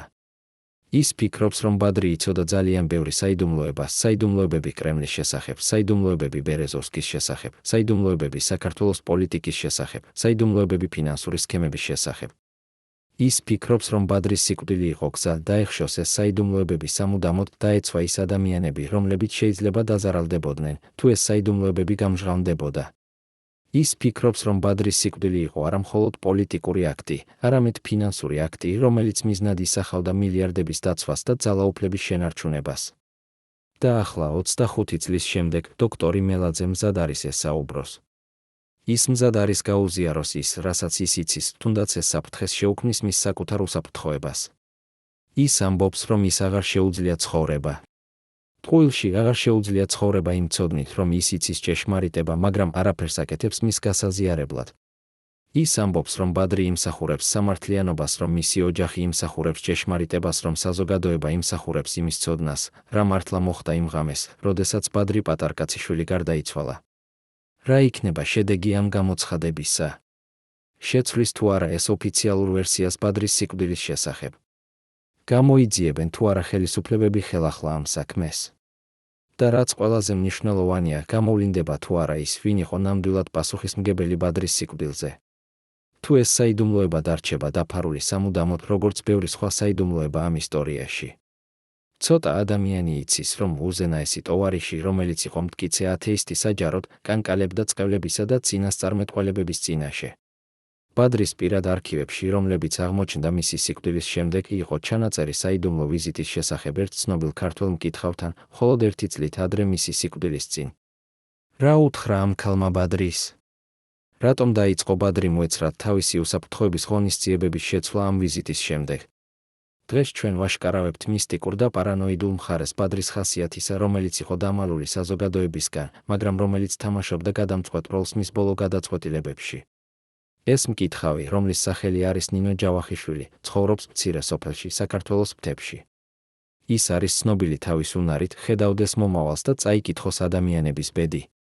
ბევრი ადამიანი, მათ შორის ძალიან ძლიერი და ცნობილი ადამიანები, სტუმრობდნენ მას წლების განმავლობაში, ეძებდნენ რჩევას, ეძებდნენ გაფრთხილებას, ეძებდნენ იმედს. ნინო ჯავახიშვილი არასოდეს არ საუბრობდა თავის კლიენტებზე, არასოდეს არ ამჟღავნებდა მათ საიდუმლოებებს. მაგრამ ახლა 25 წლის შემდეგ ბადრის ვიზიტის შემდეგ, ის თანახმა გახდა ესაუბრა პირველად იმაზე, რა მოხდა იმ დღეს, როდესაც ბადრი პატარკაციშვილი მოვიდა მის სახლში. ნინო იხსენებს, რომ ეს იყო 1957 წლის გაზაფხული. ბადრი მოვიდა მარტო ძალიან ადრე დილით, როდესაც სოფელი ჯერ კიდევ იძინებდა. ის მოვიდა მანქანით, რომელიც არ იყო მისი ჩვეულებრივი ძვირადღირებული მანქანა, არამედ უბრალოდ ჩვეულებრივი მანქანა, რომელიც არ იქნებოდა შესამჩნევი. ის მოვიდა ნინოს სახლში და სთხოვა მას, ეთქვა მისთვის, რა ელოდა მას მომავალში. ნინო იხსენებს, რომ ბადრი იყო ძალიან დაძაბული, ძალიან შეშფოთებული, ძალიან შეშინებული. ის ამბობდა, რომ მას ჰქონდა გრძნობა, რომ რაღაც ცუდი აპირებდა მოხდენას, რომ მას ჰქონდა გრძნობა, რომ მისი ცხოვრება იყო საფრთხეში, რომ მას ჰქონდა გრძნობა, რომ ის იყო გარემოცული მტრებით. ის სთხოვა ნინოს, ეთქვა მისთვის, იყო თუ არა ეს გრძნობა სწორი, იყო თუ არა ის რეალურად საფრთხეში, იყო თუ არა რაიმე, რაც მას შეეძლო გაეკეთებინა თავისი თავის დასაცავად. ნინო იხსენებს, რომ მან დაიწყო კითხვა ბადრის ხელის ხაზებისა და მისი თვალების. ის იხსენებს, რომ ის დაინახა რაღაც, რაც მას ძალიან შეაშფოთა. ის დაინახა, რომ ბადრის ცხოვრების ხაზი იყო ძალიან მოკლე, რომ მისი ბედის ხაზი იყო შეწყვეტილი, რომ მისი გულის ხაზი იყო სუსტი. ის დაინახა, რომ ბადრი იყო ძალიან ახლოს თავის დასასრულთან, რომ მისი დრო იყო შეზღუდული, რომ მას ჰქონდა მხოლოდ რამდენიმე თვე დარჩენილი. ნინო იხსენებს, რომ მან ცდილობდა არ ეთქვა ეს ბადრისთვის პირდაპირ, რადგან ის არ აპირებდა მისი შეშინებას კიდევ უფრო მეტად. მაგრამ ბადრი ხედავდა მის სახეზე, რომ რაღაც არ იყო სწორი. ის ჰკითხა, რას ხედავ? რა მელის? ნინო ცდილობდა თავის არიდებას, მაგრამ ბადრი დაჟინებით მოითხოვდა პასუხს. და მაშინ ნინომ უთხრა მას ჭეშმარიტება. ნინომ უთხრა ბადრის, რომ ის ხედავდა, რომ მისი ცხოვრება იყო საფრთხეში, რომ ის იყო გარემოცული ადამიანებით, რომლებიც აპირებდნენ მის დაზიანებას, რომ ის იყო ძალიან ახლოს თავის დასასრულთან. ნინომ უთხრა, რომ ის ხედავდა, რომ ბადრის სიკვდილი მოვიდოდა არა ბუნებრივი გზით, არამედ ძალადობრივი გზით, რომ ის მოკლული იქნებოდა ადამიანის ხელით, არა ღმერთის ხელით. ნინომ უთხრა, რომ ის ხედავდა, რომ ბადრის მკვლელი იყო ვინმე ძალიან ახლოს მასთან, ვინმე, ვისაც ის ენდობოდა, ვინმე, ვინც იყო მის შიდა წრეში. ნინომ უთხრა, რომ ის ხედავდა, რომ ბადრის სიკვდილი იქნებოდა ღალატის შედეგი, არა მტრობის შედეგი. ბადრი შეშფოთდა. ის ჰკითხა, ვინ? ვინ არის ეს ადამიანი? ნინომ უთხრა, რომ ის ვერ ხედავდა სახეს, მაგრამ ის ხედავდა, რომ ეს იყო ადამიანი, რომელიც იყო ძალიან ახლოს ბადრისთან, ადამიანი, რომელიც იყო ყოველდღე მის გვერდით, ადამიანი, რომელსაც ბადრი ენდობოდა თავისი ცხოვრებით. ბადრი ჰკითხა, რა შემიძლია გავაკეთო? როგორ შემიძლია თავის დაცვა? ნინომ უთხრა, რომ ის ვერ ხედავდა გზას, როგორ ბადრი შეეძლო თავის დაცვა, რადგან მისი ბედი უკვე იყო დაწერილი. ნინომ უთხრა, რომ ბადრის ერთადერთი შანსი იყო დაეტოვებინა ყველაფერი, მისი ბიზნესი, მისი პოლიტიკა, მისი ამბიციები და წასულიყო სადმე შორს, სადაც არავინ იცნობდა მას, სადაც არავინ ეძებდა მას, სადაც ის შეეძლო ცხოვრება მშვიდად და უსაფრთხოდ. მაგრამ ნინო იცოდა, რომ ბადრი არ გააკეთებდა ამას. ის იცოდა, რომ ბადრი იყო ძალიან ამბიციური, ძალიან ამაყი, ძალიან დაჟინებული, რომ დაეტოვებინა ყველაფერი და გაქცეულიყო. ის იცოდა, რომ ბადრი აირჩევდა თავის ბედს, თუნდაც ეს ნიშნავდა მის სიკვდილს. ბადრი დარჩა ნინოს სახლში დაახლოებით 1 საათის განმავლობაში. ისინი საუბრობდნენ მის ცხოვრებაზე, მის ოჯახზე, მის შიშებზე, მის იმედებზე. ნინო ცდილობდა მისცა მას რაიმე ნუგეში, რაიმე იმედი, მაგრამ ის იცოდა, რომ არაფერი შეეძლო შეეცვალა ბადრის ბედი. როდესაც ბადრი მიდიოდა, ნინომ უთხრა მას: ბატონო ბადრი, გახსოვდეთ, რომ სიკვდილი არ არის დასასრული. ეს არის მხოლოდ გარდამავალი. თქვენი სული გაგრძელდება, თქვენი მემკვიდრეობა გაგრძელდება, თქვენი სახელი გაგრძელდება. ნუ შეგეშინდებათ სიკვდილის. შეეშინდით მხოლოდ იმისა, რომ თქვენ არ იცხოვროთ სრულად, რომ თქვენ არ გააკეთოთ ის, რაც თქვენ გსურთ გაკეთება, რომ თქვენ არ იყოთ ის, ვინც თქვენ გსურთ ყოფნა. ბადრი მადლობა გადაუხადა ნინოს და წავიდა. ნინო იხსენებს, რომ როდესაც ის უყურებდა ბადრის წასვლას, მას ჰქონდა გრძნობა, რომ ეს იყო ბოლო დრო, როდესაც ის ხედავდა მას ცოცხალს. ბადრის ვიზიტის შემდეგ ნინოსთან მისი ქცევა კიდევ უფრო შეიცვალა. მოწმეები ამბობენ, რომ ის გახდა კიდევ უფრო პარანოიდული, კიდევ უფრო ეჭვიანი, კიდევ უფრო შეშინებული. ის იწყებდა ეჭვის შეტანას ყველაში, თუნდაც თავის ყველაზე ახლო ადამიანებში. ის იწყებდა კითხვების დასმას: ვინ არის ჩემი მტერი? ვინ აპირებს ჩემს მოკვლას? ვინ არის ის, ვინც მიყიდის? ის იწყებდა თავისი უსაფრთხოების ღონისძიებების შეცვლას, თავისი მარშრუტების შეცვლას, თავისი გეგმების შეცვლას. მაგრამ ყველაფერი ეს იყო უშედეგო. ის, რაც უნდა მომხდარიყო, მოხდა. ბადრი პატარკაციშვილი გარდაიცვალა 1952 წლის თებერვალში, ზუსტად ისე, როგორც ნინო ჯავახიშვილმა წინასწარმეტყველა. ნინო ჯავახიშვილი ამბობს, რომ ის არ არის გაკვირვებული ბადრის სიკვდილით. ის იცოდა, რომ ეს მოხდებოდა. ის იცოდა, რომ ბადრის ბედი იყო დაწერილი. მაგრამ ის არის გაკვირვებული იმით, რომ ჭეშმარიტება ბადრის სიკვდილის შესახებ ჯერ კიდევ არ არის გამჟღავნებული. ის არის გაკვირვებული იმით, რომ ის, ვინც მოკლა ბადრი, ჯერ კიდევ არ არის დასჯილი. ის არის გაკვირვებული იმით, რომ საზოგადოება ჯერ კიდევ სჯერა ოფიციალურ ვერსიას, რომ ბადრი გარდაიცვალა გულის შეტევისგან. ნინო ამბობს, რომ ის იცის ჭეშმარიტება, რადგან ის ხედავდა მას ბადრის თვალებში, ის ხედავდა მას ბადრის ხელის ხაზებში, ის ხედავდა მას ბადრის ბედში. და ეს ჭეშმარიტება არის, რომ ბადრი იყო მოკლული ადამიანის ხელით, არა ღმერთის ხელით, რომ ბადრი იყო მოკლული ღალატის გამო, არა ბუნებრივი მიზეზის გამო, რომ ბადრი იყო მოკლული იმიტომ, რომ ის იცოდა ძალიან ბევრი, იმიტომ, რომ ის იყო საფრთხე ძალიან ძლიერი ძალებისთვის, იმიტომ, რომ ის ცდილობდა გამხდარიყო დამოუკიდებელი და თავისუფალი. ნინო ჯავახიშვილი ამბობს, რომ ის ლოცულობს ბადრის სულისთვის ყოველ დღე. ის ლოცულობს, რომ ბადრის სული იპოვოს მშვიდობას, რომ ბადრის ოჯახი იპოვოს ნუგეშს, რომ ბადრის მკვლელი იპოვოს სამართლიანობას. ის ლოცულობს, რომ ჭეშმარიტება ბოლოს და ბოლოს გამოვლინდეს, რომ საზოგადოება იცოდეს, რა მართლა მოხდა, რომ ისტორია დაწეროს სწორად ბადრის შესახებ. ის ლოცულობს, რომ ბადრის მემკვიდრეობა არ იყოს დაფარული ტყუილებით, არ იყოს დაფარული პროპაგანდით, არ იყოს დაფარული შიშით. ის ლოცულობს, რომ ბადრი დაიმახსოვრა როგორც ადამიანი, რომელიც ცდილობდა გაეკეთებინა რაღაც კარგი თავისი ქვეყნისთვის, რომელიც ცდილობდა გამხდარიყო ლიდერი, რომელიც ცდილობდა შეეცვალა ისტორია. და ის ლოცულობს, რომ ბადრის სიკვდილი არ იყოს უშედეგო, რომ მისი მსხვერპლი არ იყოს უშედეგო, რომ მისი ისტორია არ იყოს დავიწყებული. რა არის ბადრის ნამდვილი მემკვიდრეობა? როგორ უნდა დავიმახსოვროთ ის, როგორც ოლიგარქი, რომელიც აშენა იმპერია და დაკარგა ყველაფერი? როგორც პოლიტიკოსი, რომელიც ცდილობდა შეეცვალა თავისი ქვეყანა, მაგრამ ვერ მიაღწია თავის მიზანს? როგორც მეგობარი, რომელმაც გაუღალატა თავის უახლოეს პარტნიორს? თუ როგორც მსხვერპლი, რომელიც მოკლეს იმიტომ, რომ ის იცოდა ძალიან ბევრი და იყო საფრთხე ძალიან ძლიერი ძალებისთვის? ეს არის კითხვები, რომლებზეც პასუხები ჯერ კიდევ არ არის ნაპოვნი. მაგრამ ერთი რამ არის ნათელი, ბადრი პატარკაციშვილის ისტორია არის ისტორია ტრაგედიისა და ღალატის, ამბიციისა და შიშის, ძალაუფლებისა და სიკვდილის. ეს არის ისტორია, რომელიც ჯერ კიდევ არ არის დასრულებული, რომელიც ჯერ კიდევ ელოდება თავის ბოლო თავს, რომელიც ჯერ კიდევ ელოდება თავის ჭეშმარიტებას. წარმოიდგინეთ, რომ ხართ ერთ-ერთი იმ 12 ადამიანიდან, რომლებიც იცოდნენ ყველაფერი ბადრი პატარკაციშვილის შესახებ, ყოველი სამედიცინო საიდუმლო, ყოველი ევაკუაციის გეგმა, ყოველი ფარული გვირაბი თბილისის ქვეშ. ახლა წარმოიდგინეთ, რომ უნდა აირჩიოთ, შეინარჩუნოთ თქვენი ერთგულება თუ გადაარჩინოთ თქვენი ცხოვრება. 22 დეკემბერს 1957 წელს ამ ადამიანებმა გააკეთეს არჩევანი, რომელმაც შეცვალა საქართველოს ისტორია. რამ აიძულა ისინი გაეღალატებინათ თავიანთი უზენაესი ხელმძღვანელი? იყო თუ არა ეს ერთგულების კრიზისი, თუ უბრალოდ გადარჩენის ინსტინქტი? და რაც ყველაზე მნიშვნელოვანია, ვინ იყო ის ადამიანი, რომელმაც პირველმა გადაწყვიტა ბადრის მიტოვება და როგორ გავრცელდა ეს გადაწყვეტილება მთელში და წრეში? ეს 12 ადამიანი არ იყვნენ უბრალოდ თანამშრომლები ან დაცვის თანამშრომლები. ისინი იყვნენ ბადრის შიდა წრე, ადამიანები, რომლებსაც ისენდობოდა თავისი ცხოვრებით, ადამიანები, რომლებიც იცოდნენ მისი ყველა საიდუმლო, ადამიანები, რომლებიც ჰქონდათ ცუდობა მის ყველაზე კონფიდენციალურ ინფორმაციაზე.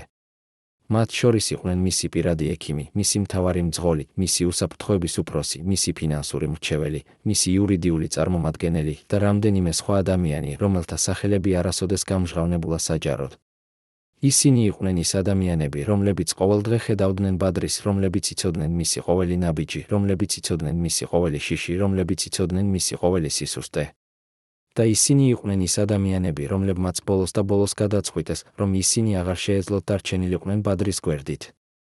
რა მოხდა იმ დღეს 22 დეკემბერს 1957 წელს?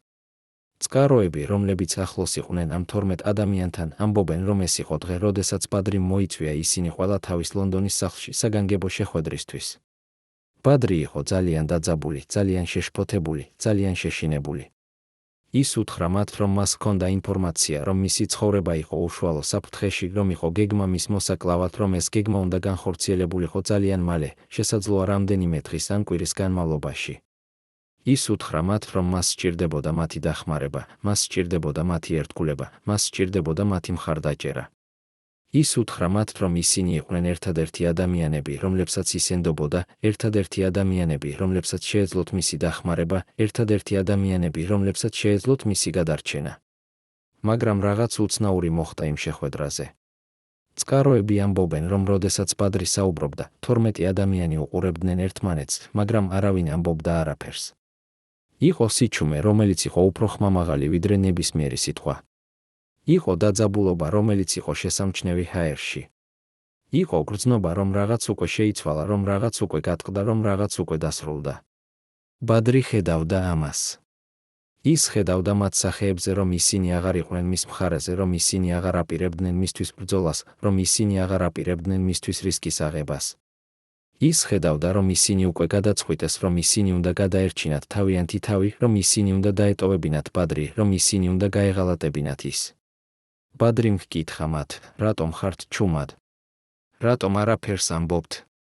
რატომ არ მპირდებით თქვენს მხარდაჭერას? და მაშინ ერთ-ერთმა მათგანმა, ბადრის უსაფრთხოების უფროსმა, რომლის სახელი იყო დავით მესხიშვილი, თქვა რაღაც, რაც შეცვალა ყველაფერს. მან თქვა, ბატონო ბადრი, ჩვენ ყველანი გიყვართ და პატივს გცემთ. ჩვენ ყველანი მუშაობდით თქვენთან ერთად წლების განმავლობაში და ვიყავით ერთგულები თქვენდამი. მაგრამ ახლა ჩვენ უნდა ვიფიქროთ ჩვენს ოჯახებზე, ჩვენს ბავშვებზე, ჩვენს მომავალზე. ჩვენ ვხედავთ, რომ თქვენი ბრძოლა არის წაგებული ბრძოლა. ჩვენ ვხედავთ, რომ თქვენი მტრები არიან ძალიან ძლიერები და რომ ჩვენ ვერ შევძლებთ მათ წინააღმდეგ ბრძოლას. ჩვენ ვხედავთ, რომ თუ ჩვენ დავრჩებით თქვენთან ერთად, ჩვენც დავიღუპებით. და ჩვენ არ ვართ მზად ამისთვის. ჩვენ ვწუხვართ, მაგრამ ჩვენ უნდა დაგტოვოთ. ბადრი იყო შოკირებული. ის არ მოელოდა ამას. ის ფიქრობდა, რომ ეს 12 ადამიანი იყვნენ მისი ყველაზე ერთგული ადამიანები, რომ ისინი არასოდეს მიატოვებდნენ მას, რომ ისინი იბრძოლებდნენ მისთვის ბოლომდე. მაგრამ ახლა ის ხედავდა, რომ ის ცდებოდა. ის ხედავდა, რომ ერთგულება ჰქონდა თავისი ფასი და რომ ეს ფასი იყო ძალიან მაღალი. ის ხედავდა, რომ როდესაც ადამიანები აღმოჩნდებიან არჩევანის წინაშე, ერთგულება თუ გადარჩენა, ისინი ყოველთვის აირჩევენ გადარჩენას. ბადრიმ ჰკითხა, ყველანი ასე ფიქრობთ და ერთი მეორის მიყოლებით, 12 ადამიანმა დაუქნია თავი. ისინი ყველანი ფიქრობდნენ ერთნაირად. ისინი ყველანი გადაწყვიტეს, რომ ისინი უნდა დაეტოვებინათ ბადრი. ისინი ყველანი გადაწყვიტეს, რომ ისინი უნდა გადაერჩინათ თავიანთი თავი. ბადრი გაჩუნდა. ის იცოდა, რომ ეს იყო დასასრული. ის იცოდა, რომ თუ მისი ყველაზე ახლო ადამიანები ტოვებდნენ მას, მაშინ ის იყო მარტო. ის იცოდა, რომ თუ ის იყო მარტო, მაშინ ის იყო დაუცველი. ის იცოდა, რომ თუ ის იყო დაუცველი, მაშინ ის იყო მსხვერპლი. მან უთხრა მათ, კარგი. მე მესმის. თქვენ გაქვთ უფლება აირჩიოთ თქვენი გზა. მე არ გაგიბრალდებით. მე მხოლოდ ვთხოვერთ რამეს, არ ესაუბროთ არავის იმის შესახებ, რაც თქვენ იცით ჩემს შესახებ. არ გაამჟღავნოთ ჩემი საიდუმლოებები. არ დააზიანოთ ჩემი ოჯახი. თუ თქვენ გააკეთებთ ამას, მე დაგივიწყებ ყველაფერს და გიშვებთ მშვიდობით. 12 ადამიანმა დახპირდა. ისინი თქვეს, რომ ისინი არასოდეს არ ესაუბრებოდნენ, რომ ისინი შეინარჩუნებდნენ ბადრის საიდუმლოებებს, რომ ისინი დაიცავდნენ მის ოჯახს. და მაშინ ისინი წავიდნენ, ერთი მეორის მიყოლებით, დატოვეს ბადრი მარტო მის დიდ სახლში ლონდონში. ბადრი დარჩა მარტო. ის იჯდა თავის ოფისში და ფიქრობდა იმაზე, რაც მოხდა. ის ფიქრობდა იმაზე, თუ როგორ მოხდა, რომ ის, ვინც ჰქონდა ყველაფერი, ფული, ძალაუფლება, გავლენა, ახლა იყო მარტო და დაუცველი. ის ფიქრობდა იმაზე, თუ როგორ მოხდა, რომ ის, ვინც იყო გარემოცული ასობით ადამიანით, ახლა არ ჰქონდა არავინ, ვისაც შეეძლო ენდო. ის ფიქრობდა იმაზე, თუ როგორ მოხდა, რომ ის, ვინც აშენებდა იმპერიას 20 წლის განმავლობაში, ახლა ხედავდა ამ იმპერიის კოლაფსს. და ის ფიქრობდა იმაზე, თუ რა იქნებოდა მისი შემდეგი ნაბიჯი. იქნებოდა თუ არა ის უკან დახევა. იქნებოდა თუ არა ის გაქცევა. იქნებოდა თუ არა ის ბრძოლის გაგრძელება. თუ იქნებოდა ის უბრალოდ მიღება თავისი ბედისა და მოლოდინი იმისა, რაც უნდა მომხდარიყო. მაგრამ ბადრი არ იყო ადამიანი, რომელიც უკან იხევდა. ის არ იყო ადამიანი, რომელიც გაიქცეოდა. ის არ იყო ადამიანი, რომელიც დანებდებოდა. ის იყო ადამიანი, რომელიც იბრძოლებდა ბოლომდე, რომელიც არასოდეს არ ანებებდა თავის ოცნებებს, რომელიც არასოდეს არ ეშინოდა თავისი მტრებისა. და ამიტომ ის გადაწყვიტა, რომ ის გააგრძელებდა. ის გადაწყვიტა, რომ ის დაბრუნდებოდა საქართველოში. ის გადაწყვიტა, რომ ის მონაწილეობა მიიღებდა საპრეზიდენტო არჩევნებში. ის გადაწყვიტა, რომ ის იბრძოლებდა თავისი ქვეყნისთვის, თავისი ხალხისთვის, თავისი მომავლისთვის. თუნდაც ეს ნიშნავდა მის სიკვდილს. თუნდაც ეს ნიშნავდა მის მსხვერპლს. თუნდაც ეს ნიშნავდა მის ტრაგედიას.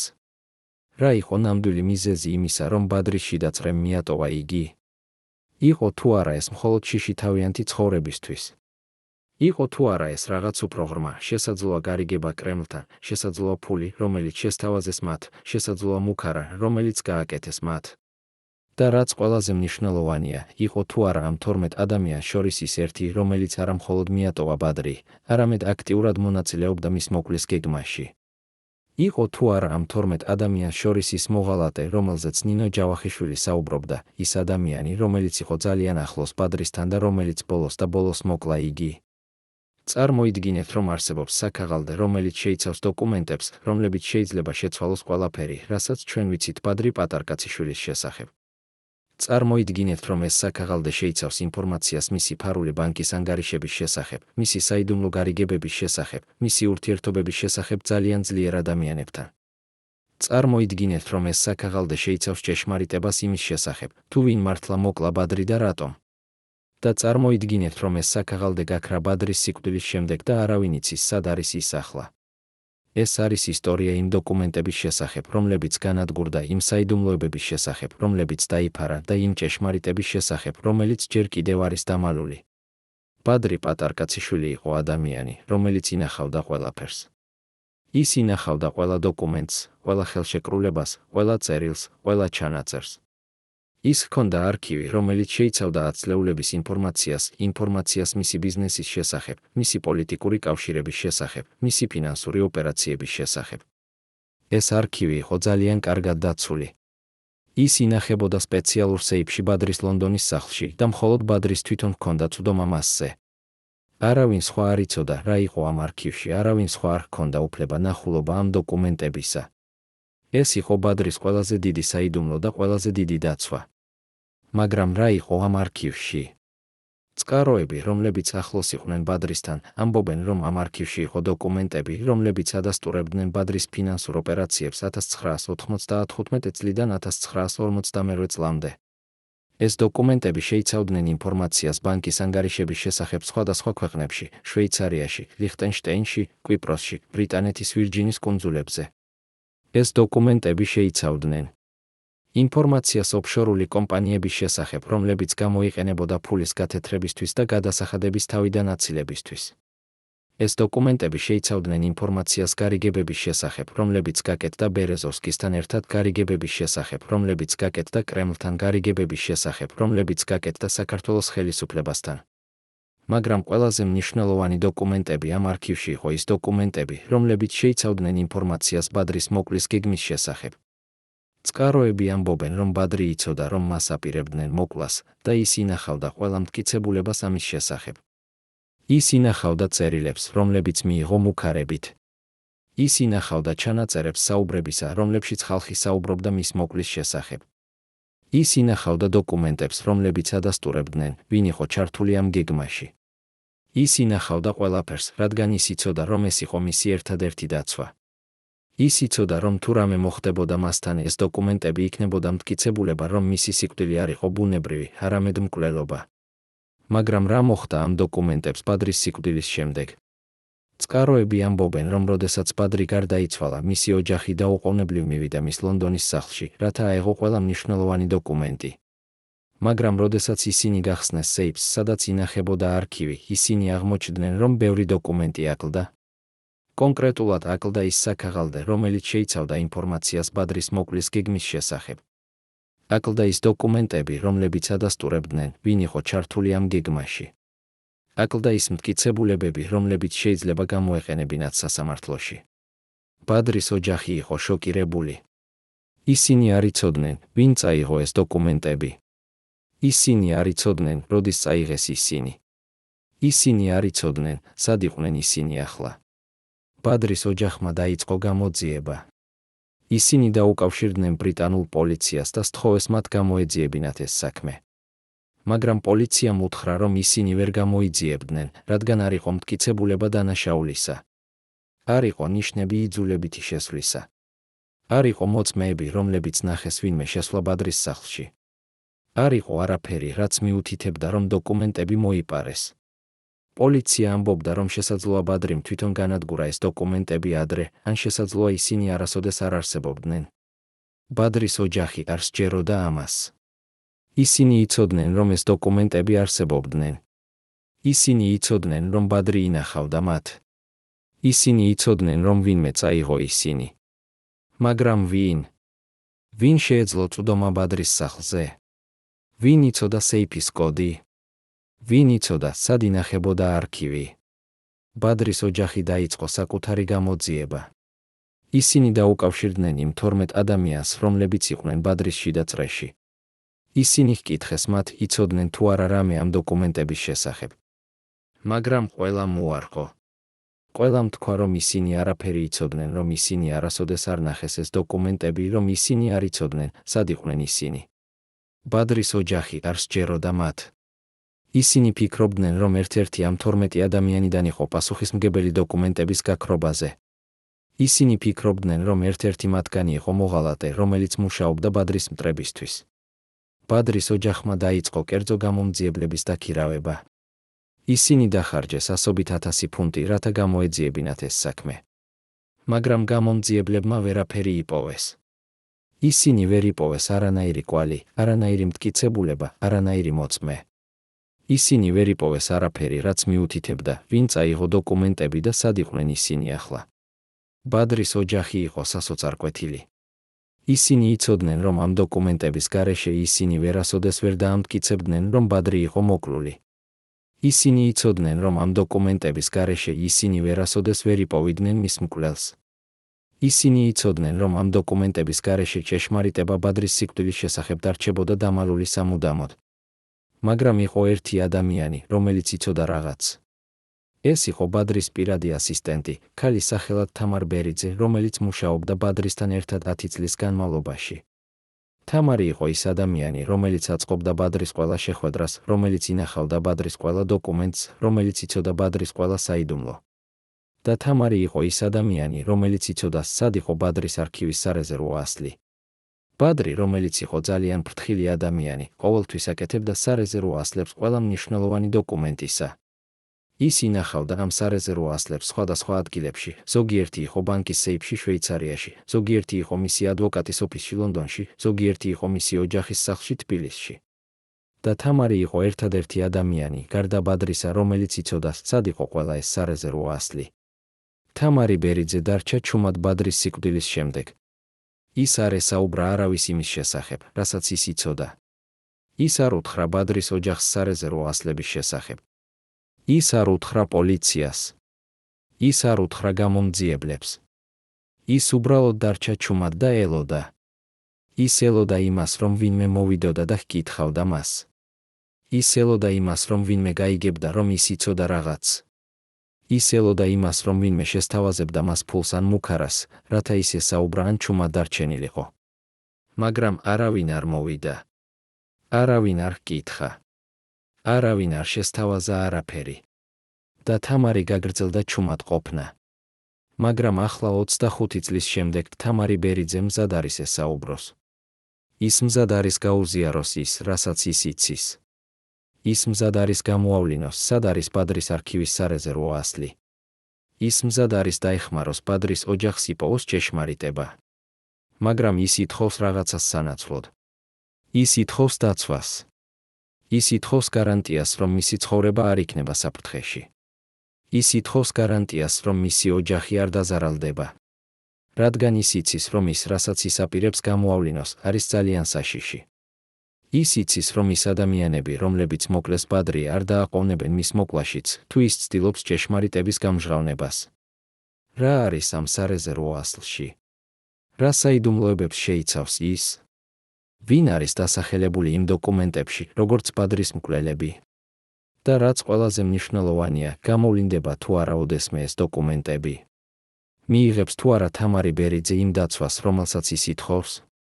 და მოახერხებს თუ არა ბადრის ოჯახი ბოლოს და ბოლოს იპოვოს სამართლიანობა? ბადრი პატარკაციშვილის ბოლო კვირები იყო სავსე ტკივილით, შიშით და პარანოით. მისი სხეული, რომელიც ოდესღაც იყო ძლიერი და ენერგიული, ახლა იყო სუსტი და დაღლილი. მისი გონება, რომელიც ოდესღაც იყო ბრწყინვალე და მკვეთრი, ახლა იყო დაბნეული და შეშფოთებული. მისი სული, რომელიც ოდესღაც იყო ამბიციური და ოპტიმისტური, ახლა იყო დამარცხებული და სასოწარკვეთილი. ბადრი იცოდა, რომ მისი დრო იყო შეზღუდული. ის იცოდა, რომ მისი ცხოვრება მიდიოდა დასასრულისკენ. ის იცოდა, რომ მისი ბედი იყო დაწერილი. მაგრამ ის არ იცოდა, როდის მოვიდოდა დასასრული. ის არ იცოდა, როგორ მოვიდოდა ის. ის არ იცოდა, ვინ მოიტანდა მას. დოქტორი გიორგი მელაძე, რომელიც იყო ბადრის პირადი ექიმი, იხსენებს, რომ ბადრის ჯანმრთელობა სწრაფად უარესდებოდა ბოლო კვირების განმავლობაში. ის ჰქონდა მუდმივი თავის ტკივილი, რომელიც არ გადიოდა არანაირი მედიკამენტით. ის ჰქონდა გულისრევა და ღებინება, რომელიც აძლევდა მას ძალიან დიდ დისკომფორტს. ის ჰქონდა სისუსტე და დაღლილობა, რომელიც აძლევდა მას შეგრძნებას, რომ მისი სხეული უარს ამბობდა მუშაობაზე. მელაძე ცდილობდა დაეხმარა მას, მაგრამ ბადრი უარს ამბობდა საავადმყოფოში წასვლაზე. ის ამბობდა, რომ მას არ ჰქონდა დრო ავადმყოფნისთვის, რომ მას ჰქონდა ძალიან მნიშვნელოვანი საქმეები გასაკეთებელი, რომ ის უნდა გაეგრძელებინა თავისი კამპანია. მაგრამ მელაძე ხედავდა, რომ ბადრი იყო ძალიან ავად, რომ მისი მდგომარეობა იყო სერიოზული, რომ მას სჭირდებოდა დაუყოვნებლივ სამედიცინო დახმარება. ბადრის ოჯახი ასევე ხედავდა, რომ რაღაც არ იყო სწორი. მისი ცოლი, მისი შვილები, მისი ახლო ნათესავები, ყველანი ხედავდნენ, რომ ბადრი იყო ძალიან ავად. ისინი ცდილობდნენ დაერწმუნებინათ ის, რომ წასულიყო საავადმყოფოში, რომ გაეკეთებინა დეტალური გამოკვლევა, რომ მიეღო სამედიცინო დახმარება. მაგრამ ბადრი უარს ამბობდა. ის ამბობდა, რომ ყველაფერი იყო კარგად, რომ ეს იყო უბრალოდ სტრესი, რომ ეს გაივლიდა. მაგრამ მისი ოჯახი იცოდა, რომ ეს არ იყო უბრალოდ სტრესი. ისინი იცოდნენ, რომ რაღაც სერიოზული ხდებოდა ბადრის სხეულში. ისინი იცოდნენ, რომ ბადრი იყო საფრთხეში. მაგრამ ისინი არ იცოდნენ, რა უნდა გაეკეთებინათ. ისინი არ იცოდნენ, როგორ დაეხმარათ მას. ბადრის ბოლო დღეები იყო განსაკუთრებით რთული. ის თითქმის არ ტოვებდა თავის საწოლს. ის თითქმის არ ჭამდა. ის თითქმის არ საუბრობდა. ის უბრალოდ იწვა თავის საწოლში და ფიქრობდა. ის ფიქრობდა თავის ცხოვრებაზე, თავის ოჯახზე, თავის მიღწევებზე, თავის შეცდომებზე. ის ფიქრობდა იმაზე, რასაც ის აკეთებდა სხვაგვარად, თუ მას ჰქონდა კიდევ ერთი შანსი. ის ფიქრობდა იმაზე, რასაც ის ეტყოდა თავის ოჯახს, თუ ის იცოდა, რომ ეს იყო მისი ბოლო დღეები. ის ფიქრობდა იმაზე, რა იქნებოდა მისი მემკვიდრეობა, როგორ დაიმახსოვრებდნენ მას ადამიანები, რა იქნებოდა მისი ადგილი ისტორიაში. ბადრის ბოლო საღამო იყო 1952 წლის თებერვლის 12. ის იყო თავის ლონდონის სახლში, თავის ოჯახთან ერთად. ისინი ვახშმობდნენ ერთად, საუბრობდნენ ერთად, ცდილობდნენ იყვნენ ნორმალურები. მაგრამ ყველამ იცოდა, რომ ეს არ იყო ნორმალური საღამო. ყველამ იცოდა, რომ რაღაც იყო არასწორი. ყველამ იცოდა, რომ ბადრი იყო ძალიან ავად. ვახშმის შემდეგ ბადრი წავიდა თავის საძინებელში. ის უთხრა თავის ოჯახს, რომ ის იყო ძალიან დაღლილი და რომ ის აპირებდა ძილს. მისმა ოჯახმა უთხრა კარგი ღამე და დატოვა იგი მარტო. ეს იყო ბოლო დრო, როდესაც ისინი ნახეს ბადრი ცოცხალი. შემდეგ დილით, როდესაც ბადრის ცოლი შევიდა მის საძინებელში, რათა გაეღვიძებინა იგი, ის აღმოჩნდა, რომ ბადრი იყო უძრავი. ის არ სუნთქავდა. ის არ რეაგირებდა. ის იყო გარდაცვლილი. ბადრის ცოლი დაუყოვნებლივ დაურეკა სასწრაფო დახმარებას. მოვიდა ექიმები, მოვიდა პოლიცია, მოვიდა გამომძიებლები. ისინი გამოიკვლიეს ბადრის სხეული, გამოიკვლიეს მის საძინებელს, გამოიკვლიეს მის სახლს. ისინი ცდილობდნენ გაერკვიათ, რა მოხდა, როგორ გარდაიცვალა ბადრი, იყო თუ არა ეს ბუნებრივი სიკვდილი თუ რაღაც სხვა. მაგრამ ისინი ვერ იპოვეს არანაირი ნიშანი ძალადობისა. ისინი ვერ იპოვეს არანაირი მტკიცებულება მკვლელობისა. ისინი ვერ იპოვეს არაფერი, რაც მიუთითებდა, რომ ბადრის სიკვდილი არ იყო ბუნებრივი. ოფიციალური დასკვნა იყო გულის შეტევა. ექიმები თქვეს, რომ ბადრის გული შეწყვიტა მუშაობა ღამის განმავლობაში, რომ ეს იყო უეცარი და მოულოდნელი, მაგრამ რომ ეს შეიძლება მოხდეს ადამიანებთან, რომლებსაც აქვთ გულის პრობლემები და მაღალი სტრესი. ბადრის ოჯახი არ სჯეროდა ამ დასკვნას. ისინი იცოდნენ, რომ ბადრი არ ჰქონდა სერიოზული გულის პრობლემები. ისინი იცოდნენ, რომ ბადრის სიმპტომები ბოლო კვირების განმავლობაში არ იყო თანმიმდევრული გულის შეტევასთან. ისინი იცოდნენ, რომ რაღაც სხვა მოხდა. მაგრამ ისინი ვერ დაამტკიცებდნენ ამას. ისინი ვერ იპოვიდნენ მტკიცებულებას. ისინი ვერ იპოვიდნენ მოწმეს. ისინი ვერ იპოვიდნენ არაფერს, რაც შეცვლიდა ოფიციალურ დასკვნას. ბადრის სიკვდილის შემდეგ დაიწყო გრძელი და რთული პროცესი მისი მემკვიდრეობის გადანაწილებისა. ბადრის ოჯახი, ბერეზოვსკი და სხვა ადამიანები, რომლებიც თვლიდნენ, რომ მათ ჰქონდათ უფლება ბადრის ქონებაზე, დაიწყეს სასამართლო დავები. ეს დავები გაგრძელდა წლების განმავლობაში და დასრულდა სხვადასხვა შედეგებით. ზოგიერთმა მოიგო, ზოგიერთმა წააგო, მაგრამ არავინ არ იყო მთლიანად კმაყოფილი. ყველამ გრძნობდა, რომ რაღაც არ იყო სამართლიანი, რომ რაღაც არ იყო სწორი, რომ ჭეშმარიტება ბადრის სიკვდილის შესახებ ჯერ კიდევ არ იყო გამჟღავნებული. ბორის ბერეზოვსკი, რომელიც იყო ბადრის უახლოესი მეგობარი და პარტნიორი 20 წლის განმავლობაში, ასევე არ სჯეროდა ოფიციალურ ვერსიას ბადრის სიკვდილის შესახებ. ის ამბობდა, რომ ბადრი იყო მოკლული, რომ ის იცოდა, ვინ იყო პასუხისმგებელი, მაგრამ რომ ის ვერ დაამტკიცებდა ამას. ბერეზოვსკი ცდილობდა გამოეძიებინა ბადრის სიკვდილი, ცდილობდა იპოვა მტკიცებულებები, ცდილობდა იპოვა მოწმეები. მაგრამ ის ვერაფერი იპოვა. ის ვერ შეძლო დაემტკიცებინა თავისი თეორია. ის ვერ შეძლო მიეღწია სამართლიანობისთვის. და 5 წლის შემდეგ, 1953 წელს, ბორის ბერეზოვსკიც გარდაიცვალა თავის ლონდონის სახლში.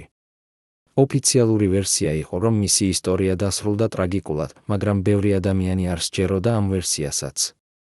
ბადრი პატარკაციშვილის ისტორია არის ისტორია ამბიციისა და ტრაგედიის, ძალაუფლებისა და სისუსტის, მეგობრობისა და ღალატის. ეს არის ისტორია ადამიანის შესახებ, რომელმაც ჰქონდა ყველაფერი, ფული, ძალაუფლება, გავლენა, მაგრამ რომელმაც დაკარგა ყველაფერი ბოლოს და ბოლოს. ეს არის ისტორია ადამიანის შესახებ, რომელიც ცდილობდა შეეცვალა თავისი ქვეყანა, მაგრამ რომელიც ვერ მიაღწია თავის მიზანს. ეს არის ისტორია ადამიანის შესახებ, რომელიც იყო გარემოცული მტრებით, მაგრამ რომელიც არ იცოდა, ვინ იყო მისი ნამდვილი მტერი. ეს არის ისტორია ადამიანის შესახებ, რომელიც იცოდა, რომ ის მოკლული იქნებოდა, მაგრამ რომელიც ვერაფერი გააკეთა ამის თავიდან ასაცილებლად. დღეს 25 წლის შემდეგ ბადრის სიკვდილის შემდეგ, ჭეშმარიტება ჯერ კიდევ არის დამალული. ჭეშმარიტება იმის შესახებ, ვინ მოკლა ბადრი, რატომ მოკლეს იგი, როგორ მოკლეს იგი. ჭეშმარიტება იმის შესახებ, რა იყო ნამდვილი მიზეზი მისი სიკვდილისა, რა იყო ნამდვილი მოტივაცია მისი მკვლელებისა, რა იყო ნამდვილი გეგმა მის განადგურებისა. ეს ჭეშმარიტება არის დამალული დოკუმენტებში, რომლებიც გაქრა. ეს ჭეშმარიტება არის დამალული მოწმეებში, რომლებიც ჩუმად რჩებიან. ეს ჭეშმარიტება არის დამალული ადამიანებში, რომლებიც იცავენ თავიანთ საიდუმლოებებს. მაგრამ ეს ჭეშმარიტება არ დარჩება დამალული სამუდამოდ. ერთ დღეს ის გამოვლინდება. ერთ დღეს ის გახდება ცნობილი. ერთ დღეს სამართლიანობა აღსრულდება. რა იქნება ბადრის ნამდვილი მემკვიდრეობა? როგორ დაიმახსოვრებენ მას ისტორიაში? როგორც ოლიგარქი, რომელმაც ააშენა იმპერია? როგორც პოლიტიკოსი, რომელმაც ცდილობდა შეეცვალა თავისი ქვეყანა? როგორც მეგობარი, რომელმაც იცოდა ღალატი? თუ როგორც მსხვერპლი, რომელიც მოკლეს იმიტომ, რომ ის იცოდა ძალიან ბევრი. პასუხი ამ კითხვებზე დამოკიდებული იქნება იმაზე, გამოვლინდება თუ არა ჭეშმარიტება. დამოკიდებული იქნება იმაზე, იპოვება თუ არა სამართლიანობა. დამოკიდებული იქნება იმაზე, დაიმახსოვრებს თუ არა საზოგადოება ბადრის ისტორიას და ისწავლის თუ არა მისგან გაკვეთილებს. პირველად 25 წლის განმავლობაში ადამიანი, რომელიც პასუხისმგებელი იყო ბადრი პატარკაციშვილის პირად ფინანსებზე 1959-დან 1958 წლამდე, თანახმა გახდა ესაუბრა კამერების წინ. ის, რასაც ის გვიამბობს ბადრისა და ბერეზოვსკის ფინანსური ურთიერთობების შესახებ, შეცვლის ყველაფერს, რასაც ჩვენ ვფიქრობთ, რომ ვიცით ამ ორი ოლიგარქის პარტნიორობაზე. კონფიდენციალური ხელშეკრულებებიდან დაწყებული, რომლებიც არასოდეს არ ხელმოწერილა ოფიციალურად, დასრულებული 12 მილიარდი დოლარის ფარული ტრანზაქციებით, რომლებიც გადიოდა ოფშორულ სტრუქტურებში. ეს არის ექსკლუზიური ჩვენება, რომელიც დაგიტოვებთ სუნთქვის გარეშე და აიძულებთ ხელახლა გადაფიქრდეთ ყველაფერზე, რასაც იცოდით რუსული ოლიგარქიის ფინანსური იმპერიის შესახებ. ამ ადამიანის სახელი არის ანდრეი ვოლკოვი, რომელიც იყო ბადრის მთავარი ფინანსური მრჩეველი და ის ადამიანი, რომელიც აკონტროლებდა ყველა ფულად ნაკადს ბადრისა და ბერეზოვსკის ერთობლივ ბიზნესში. ვოლკოვი იყო ის ადამიანი, რომელიც იცოდა ყველა ბანკის ანგარიშის ნომერი, ყველა ოფშორული კომპანიის სახელი, ყველა ფარული გარიგების დეტალი. ის იყო ის ადამიანი, რომელიც ქმნიდა იმ ფინანსურ ლაბირინთს, რომელშიც ბადრისა და ბერეზოვსკის მილიარდები იყო დამალული. და ის იყო ის ადამიანი, რომელიც ხედავდა, როგორ იწყებოდა ბზარის გაჩენა ამ ფინანსურ პარტნიორობაში 1955 წლიდან. ვოლკოვი იხსენებს, რომ ბადრისა და ბერეზოვსკის ფინანსური ურთიერთობა იყო ძალიან რთული და ძალიან დახვეწილი. ისინი არ ჰქონდათ ერთი ერთობლივი კომპანია. ისინი ჰქონდათ ასობით კომპანია, რომლებიც იყო დაკავშირებული ერთმანეთთან რთული ქსელის მეშვეობით. ზოგიერთი კომპანია იყო რეგისტრირებული ბერეზოვსკის სახელზე, ზოგიერთი ბადრის სახელზე, ზოგიერთი მესამე პირების სახელზე, რომლებიც იყვნენ მათი ნდობის პირები. ზოგიერთი კომპანია იყო რუსეთში, ზოგიერთი ლონდონში, ზოგიერთი შვეიცარიაში, ზოგიერთი კვიპროსზე, ზოგიერთი ბრიტანეთის ვირჯინის კუნძულებზე. ეს იყო ფინანსური იმპერია, რომელიც იყო ასე რთული, რომ თვით ვოლკოვს, რომელიც აკონტროლებდა მას, ზოგჯერ უჭირდა გაერკვია, ვის ეკუთვნოდა რა. მაგრამ ვოლკოვი იცოდა ერთი რამ ნათლად, ბადრი აკონტროლებდა ფულს, ხოლო ბერეზოვსკი აკონტროლებდა პოლიტიკას. ბადრი იყო ის, ვინც იცოდა, სად იყო ფული, როგორ გადაადგილდებოდა ის, როგორ იზრდებოდა ის. ბერეზოვსკი იყო ის, ვინც იცოდა, როგორ გამოეყენებინა ეს ფული პოლიტიკური გავლენის მოსაპოვებლად, როგორ გამოეყენებინა ეს გავლენა კიდევ უფრო მეტი ფულის გამოსამუშავებლად. ისინი იყვნენ იდეალური გუნდი, ბადრი იყო ფინანსური გენიოსი, ბერეზოვსკი იყო პოლიტიკური სტრატეგი. მაგრამ ეს იდეალური გუნდი დაიწყო დაშლა 1955 წლიდან, როდესაც ბერეზოვსკი დაიწყო კონფლიქტი პუტინთან.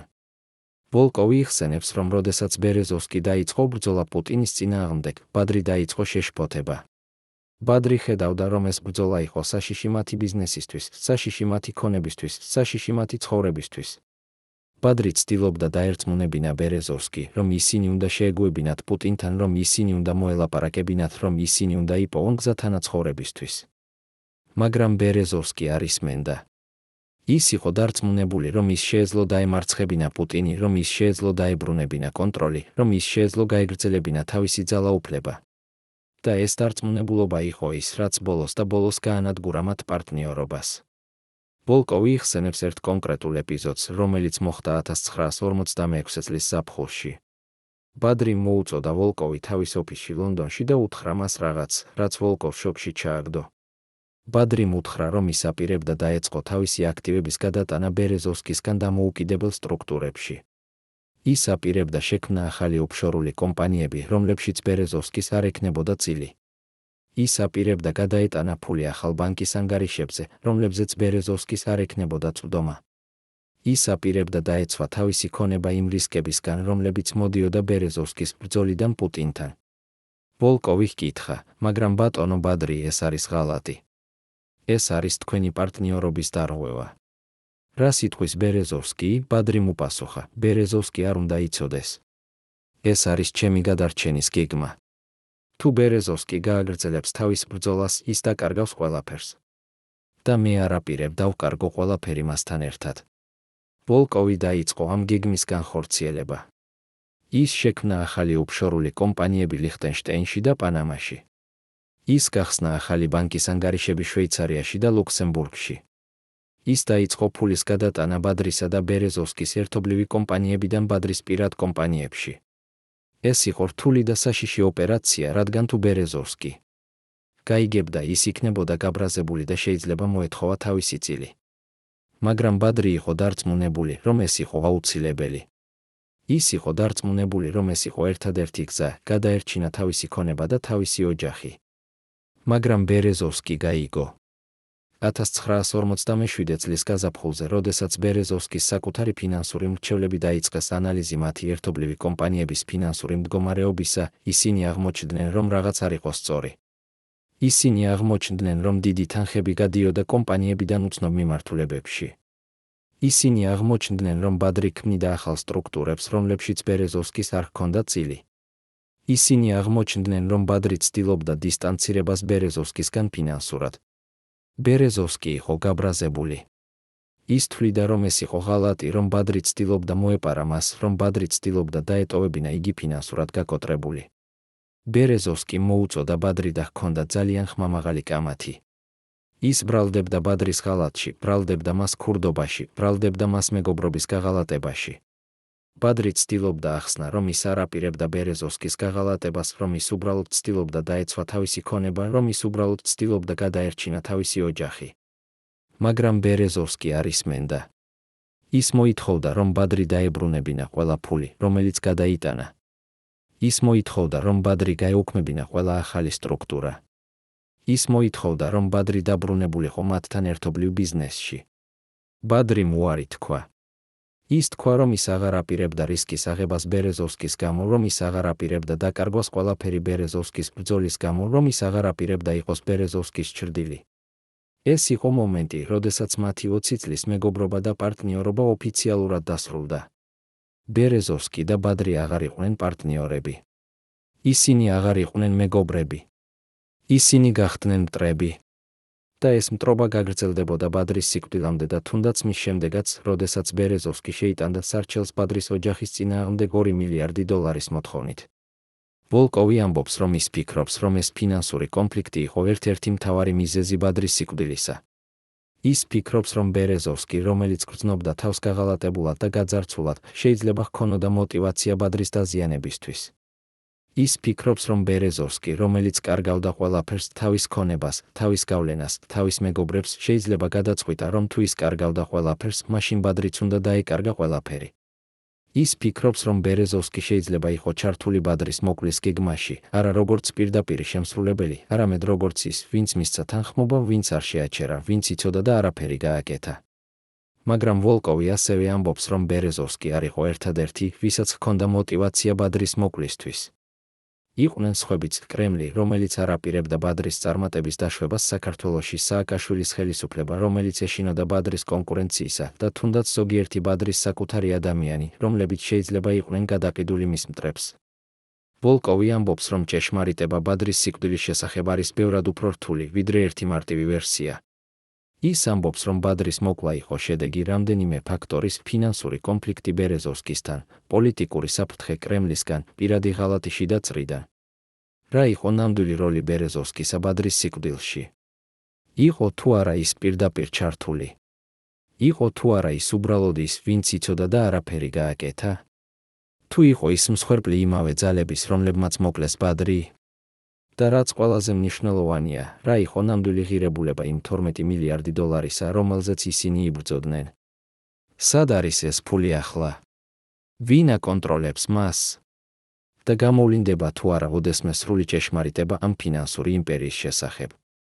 წარმოიდგინეთ, რომ თქვენი უახლოესი მეგობარი, ადამიანი, რომელთანაც თქვენ ააშენეთ იმპერია 20 წლის განმავლობაში, უეცრად იწყებს თქვენგან დისტანცირებას. წარმოიდგინეთ, რომ ეს ადამიანი, რომელსაც თქვენ ენდობოდით თქვენი ცხოვრებით, იწყებს საიდუმლო შეხვედრებს თქვენი მტრებთან. წარმოიდგინეთ, რომ ეს ადამიანი, რომელიც იყო თქვენი ჩრდილი, უეცრად გადაწყვეტს გამოვიდეს სინათლეზე და გახდეს თქვენი კონკურენტი. როგორ იგრძნობდით? რას გააკეთებდით? ეს არის ისტორია იმის შესახებ, თუ როგორ გრძნობდა თავს ბორის ბერეზოვსკი, როდესაც ბადრი პატარკაციშვილი გადაწყვიტა მიეტოვებინა იგი. ეს არის ისტორია ღალატის, შურისძიების და ტრაგედიის შესახებ. ბერეზოვსკის პირადი ასისტენტი, ქალის სახელად ელენა პეტროვა, რომელიც მუშაობდა ბერეზოვსკისთან ერთად 1959 წლიდან 1953 წლამდე, იხსენებს, რომ ბერეზოვსკის ქცევა დრამატულად შეიცვალა 1957 წლის შემოდგომიდან, როდესაც ბადრიმ გამოაცხადა თავისი საპრეზიდენტო ამბიციები საქართველოში. ბერეზოვსკი, რომელიც ყოველთვის იყო ენერგიული და ოპტიმისტური, უეცრად გახდა დეპრესიული და გაბრაზებული. ის იწყებდა საუბარს ბადრის ღალატის შესახებ, იწყებდა ბრალდებას ბადრის იმაში, რომ ისტოვებდა მას ყველაზე რთულ მომენტში, იწყებდა გეგმების შექმნას, როგორ შეურაცხყოფილიყო ბადრი. პეტროვა იხსენებს ერთ კონკრეტულ ეპიზოდს, რომელიც მოხდა 1957 წლის დეკემბერში. ბერეზოვსკი იჯდა თავის ოფისში ლონდონში და უყურებდა ტელევიზიას, სადაც ბადრი იძლეოდა ინტერვიუს საქართველოს ტელევიზიაზე. ბადრი საუბრობდა თავის გეგმებზე საქართველოს მომავლისთვის, თავის ხედვაზე ქვეყნის განვითარებისთვის, თავის დაპირებებზე ამ მომრჩევლებისთვის. ბერეზოვსკი უყურებდა ამ ინტერვიუს და მისი სახე ხდებოდა უფრო და უფრო წითელი. ის იყო გაბრაზებული, შეურაცხყოფილი, გაბრუებული. როდესაც ინტერვიუ დასრულდა, ბერეზოვსკიმ გამორთო ტელევიზორი და თქვა რაღაც, რაც პეტროვას არასოდეს დაავიწყდება. ის თქვა, ბადრი ფიქრობს, რომ ის შეძლებს ჩემს მიტოვებას და წარმატების მიღწევას ჩემის გარეშე. ის ცდება. მე ვაჩვენებ მას, რომ ის არაფერია ჩემის გარეშე. მე ვაჩვენებ მას, რომ ის არის მხოლოდ ჩრდილი, რომელიც არსებობს მხოლოდ იმიტომ, რომ მე ვარ სინათლე. პეტროვა ამბობს, რომ ამ მომენტიდან ბერეზოვსკი დაიწყო აქტიური კამპანია ბადრის წინააღმდეგ. ის დაიწყო კონტაქტები მედიასთან, რათა გავრცელებულიყო ნეგატიური ინფორმაცია ბადრის შესახებ. ის დაიწყო კონტაქტები პოლიტიკოსებთან საქართველოში, რათა შეექმნა ოპოზიცია ბადრის კანდიდატურისთვის. ის დაიწყო კონტაქტები ბიზნესმენებთან, რათა შეექმნა ფინანსური პრობლემები ბადრის კამპანიისთვის. ბერეზოვსკი იყო დარწმუნებული, რომ ის შეეძლო დაემარცხებინა ბადრი, რომ ის შეეძლო აიჩვენებინა ბადრის, რომ ის იყო არაფერი ბერეზოვსკის გარეშე. მაგრამ ბერეზოვსკის კამპანია ბადრის წინააღმდეგ არ იყო წარმატებული. ბადრი აგრძელებდა თავის კამპანიას საქართველოში და მისი პოპულარობა იზრდებოდა. ბერეზოვსკი ხედავდა ამას და ხდებოდა კიდევ უფრო გაბრაზებული. ის იწყებდა უფრო რადიკალური ნაბიჯების განხილვას. პეტროვა იხსენებს, რომ ბერეზოვსკი დაიწყო საუბარი იმის შესახებ, რომ ბადრი უნდა შეჩერებულიყო ნებისმიერი საშუალებით. ის იწყებდა საუბარს იმის შესახებ, რომ ბადრი იყო საფრთხე არა მხოლოდ ბერეზოვსკისთვის, არამედ მთელი რეგიონისთვის. ის იწყებდა საუბარს იმის შესახებ, რომ ბადრის წარმატება საქართველოში იქნებოდა კატასტროფა ყველასთვის. პეტროვა ამბობს, რომ ის არ იცის, იყო თუ არა ბერეზოვსკი პირდაპირ ჩართული ბადრის მოკვლის გეგმაში. ის ამბობს, რომ ბერეზოვსკი არასოდეს არ უთქვამს მას პირდაპირ, რომ ისაპირებდა ბადრის მოკლას. მაგრამ ის ამბობს, რომ ბერეზოვსკის საუბრები იყო ისეთი, რომ ისტოვებდა შთაბეჭდილებას, რომ ის ფიქრობდა ამაზე. ის ამბობს, რომ ბერეზოვსკი ჰქონდა კონტაქტები ძალიან საშიშ ადამიანებთან, რომლებიც შეეძლოთ გაეკეთებინათ ნებისმიერი რამ ფულისთვის, ადამიანებთან, რომლებიც არ ეშინოდათ არაფრის. ის ამბობს, რომ ბერეზოვსკი შეიძლება გამოეყენებინა ეს კონტაქტები, რათა მოეწყო ბადრის მოკვლა. მაგრამ პეტროვა ასევე ამბობს, რომ ბერეზოვსკი იყო ძალიან განადგურებული ბადრის სიკვდილის შემდეგ. როდესაც ბერეზოვსკიმ გაიგო ბადრის სიკვდილის შესახებ, ის იყო შოკში. ის ტიროდა, ის იყო დეპრესიაში, ის იყო სრულიად განადგურებული. ის ამბობდა, რომ ბადრი იყო მისი ერთადერთი ნამდვილი მეგობარი, რომ ბადრი იყო ერთადერთი ადამიანი, რომელსაც ის ნამდვილად ენდობოდა, რომ ბადრის სიკვდილი იყო ყველაზე დიდი ტრაგედია მის ცხოვრებაში. პეტროვა ამბობს, რომ ის არ იცის, იყო თუ არა ეს ნამდვილი გრძნობები, თუ ეს იყო უბრალოდ თეატრი. ის არ იცის, იყო თუ არა ბერეზოვსკი ნამდვილად განადგურებული ბადრის სიკვდილით, თუ ის უბრალოდ თამაშობდა როლს. პეტროვა ასევე იხსენებს, რომ ბერეზოვსკის ქცევა კიდევ უფრო შეიცვალა ბადრის სიკვდილის შემდეგ. ის გახდა კიდევ უფრო დეპრესიული, კიდევ უფრო იზოლირებული, კიდევ უფრო პარანოიდული. ის იწყებდა საუბარს იმის შესახებ, რომ ის იყო შემდეგი სამიზნე, რომ ის, ვინც მოკლა ბადრი, ახლა მოვიდოდა მისთვის. ის იწყებდა საუბარს იმის შესახებ, რომ ის არ იყო უსაფრთხო ლონდონშიც კი, რომ ის იყო გარემოცული მტრებით ყველა მხრიდან. ის იწყებდა საუბარს იმის შესახებ, რომ მისი ცხოვრება აღარ ჰქონდა აზრი, რომ ის დაკარგა ყველაფერი, თავის ქონებას, თავის გავლენას, თავის მეგობრებს, თავის მომავალს. პეტროვა ამბობს, რომ ბერეზოვსკის ბოლო წლები იყო სავსე ტკივილით და სასოწარკვეთილებით. ის კარგავდა ყველა სასამართლო დავას, კარგავდა თავის ქონებას, კარგავდა თავის რეპუტაციას. ის იყო იზოლირებული, მარტოხელა, დაღლილი. და 1953 წლის მარტში 5 წლის შემდეგ ბადრის სიკვდილის შემდეგ, ბორის ბერეზოვსკის ისტორიაც დასრულდა ტრაგიკულად მის ლონდონის სახლში. ოფიციალური ვერსია იყო, რომ მისი გზა დასრულდა საკუთარი ნებით, მაგრამ ბევრი ადამიანი არ სჯეროდა ამ ვერსიას. ისინი ამბობდნენ, რომ ბერეზოვსკიც იყო მოკლული, ისევე როგორც ბადრი, რომ ისინი ორივე იყვნენ მსხვერპლი იმავე ძალების, რომლებიც არ აპირებდნენ მათი გადარჩენის დაშვებას. პეტროვა ამბობს, რომ ის ფიქრობს, რომ ბერეზოვსკისა და ბადრის ისტორია არის ისტორია ტრაგედიის შესახებ, რომელიც იყო გარდაუვალი. ის ფიქრობს, რომ ორივე მათგანი იყო ძალიან ამბიციური, ძალიან ამაყი, ძალიან დაჟინებული, რომ დაეთმოთ რაიმე. ის ფიქრობს, რომ ორივე მათგანი ფიქრობდა, რომ ისინი იყვნენ ძალიან ძლიერები, ძალიან ჭკვიანები, ძალიან გავლენიანები, რომ დამარცხებულიყვნენ.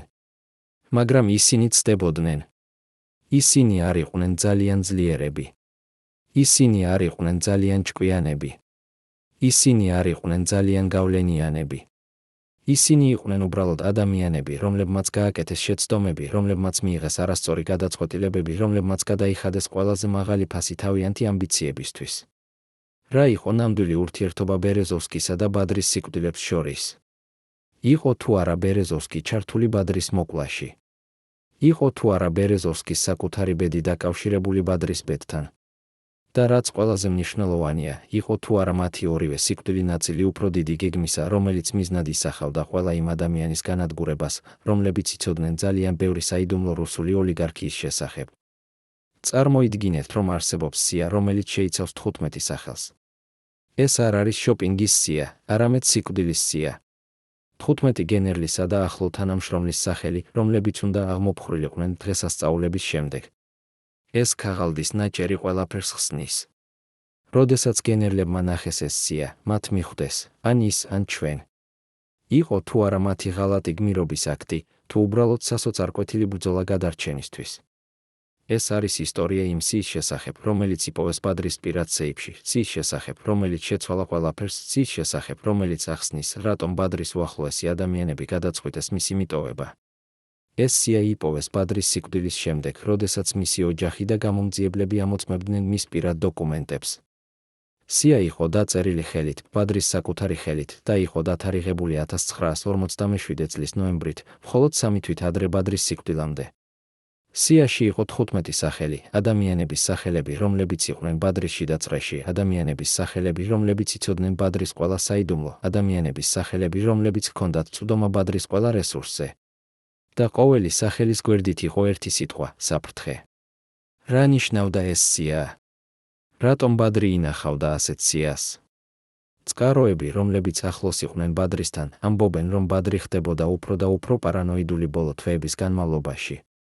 ის იწყებდა ეჩვის შეტანას ყველაში, თუნდაც თავის უახლოეს ადამიანებში. ის იწყებდა ფიქრს იმაზე, რომ ზოგიერთი მათგანი შეიძლება იყო გადაყიდული მის მტრებს, რომ ზოგიერთი მათგანი შეიძლება იყო ჩართული გეგმაში მის მოსაკლავად, რომ ზოგიერთი მათგანი შეიძლება იყო საფრთხე მისი უსაფრთხოებისთვის. და ამიტომ ის შექმნა ეს სია იმ ადამიანების, რომლებიც ის თვლიდა, რომ იყვნენ საფრთხე, სია იმ ადამიანების, რომლებიც ის ფიქრობდა, რომ უნდა აღმოფხვრილიყვნენ. მაგრამ რა ნიშნავდა აღმოფხრა? ნიშნავდა თუ არა ეს მოკლას? ნიშნავდა თუ არა ეს უბრალოდ გათავისუფლებას სამსახურიდან? ნიშნავდა თუ არა ეს რაღაც სხვას? წყაროები ამბობენ, რომ ბადრის სიტყვები ბოლო კვირების განმავლობაში იყო ისეთი, რომ ისინი ტოვებდნენ შთაბეჭდილებას, რომ ის ფიქრობდა რაღაც ძალიან რადიკალურზე. ის ამბობდა, რომ ის უნდა გაწმენდილიყო თავისი გარემოცვა, რომ ის უნდა მოეშორებინა ის ადამიანები, რომლებიც იყვნენ საფრთხე, რომ ის უნდა დაეცვა თავისი თავი ნებისმიერი საშუალებით. ეს სიტყვები იყო შემაშფოთებელი და ისინი აძლევდნენ შთაბეჭდილებას, რომ ბადრი ფიქრობდა რაღაც ძალიან საშიშზე. როდესაც ამ სიის შესახებ გაიგეს იმ 15 ადამიანიდან ზოგიერთმა, რომელთა სახელები იყო სიაში, ისინი იყვნენ შოკში და შეშინებულები. ისინი მიხვდნენ, რომ ბადრი თვლიდა მათ საფრთხედ, რომ ბადრი შეიძლება აპირებდა მათი აღმოფხრას, რომ მათი ცხოვრება იყო საფრთხეში. და ეს იყო მომენტი, როდესაც ისინი გადაწყვიტეს, რომ ისინი უნდა გადაერჩინათ თავიანთი თავი.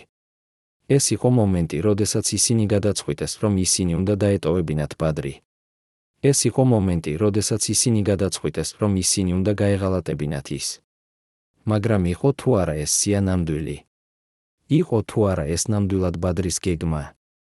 თუ იყო ეს რაღაც სხვა, შესაძლოა ფალსიფიკაცია, შესაძლოა პროვოკაცია, შესაძლოა გზა, როგორ გაეღალატებინათ ბადრის მისი უახლოესი ადამიანები.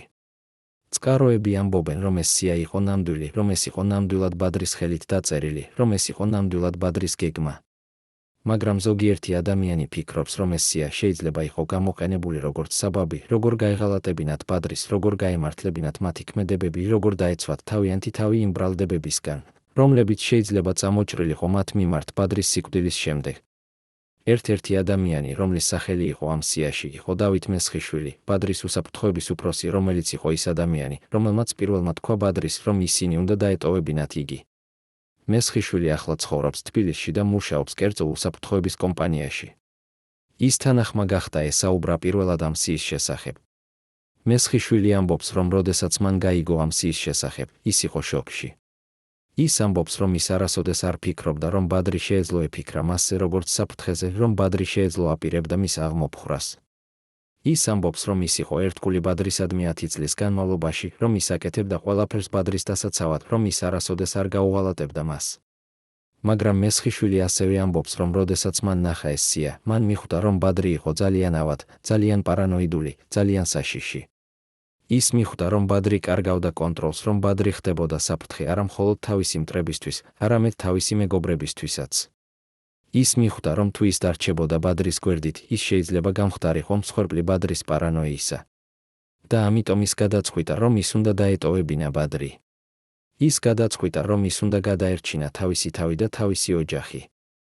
მესხიშვილი ამბობს, რომ ის არ არის ბედნიერი იმით, რაც მოხდა. ის ამბობს, რომ ის ჯერ კიდევ გრძნობს ბრალს იმის გამო, რომ მან დატოვა ბადრი.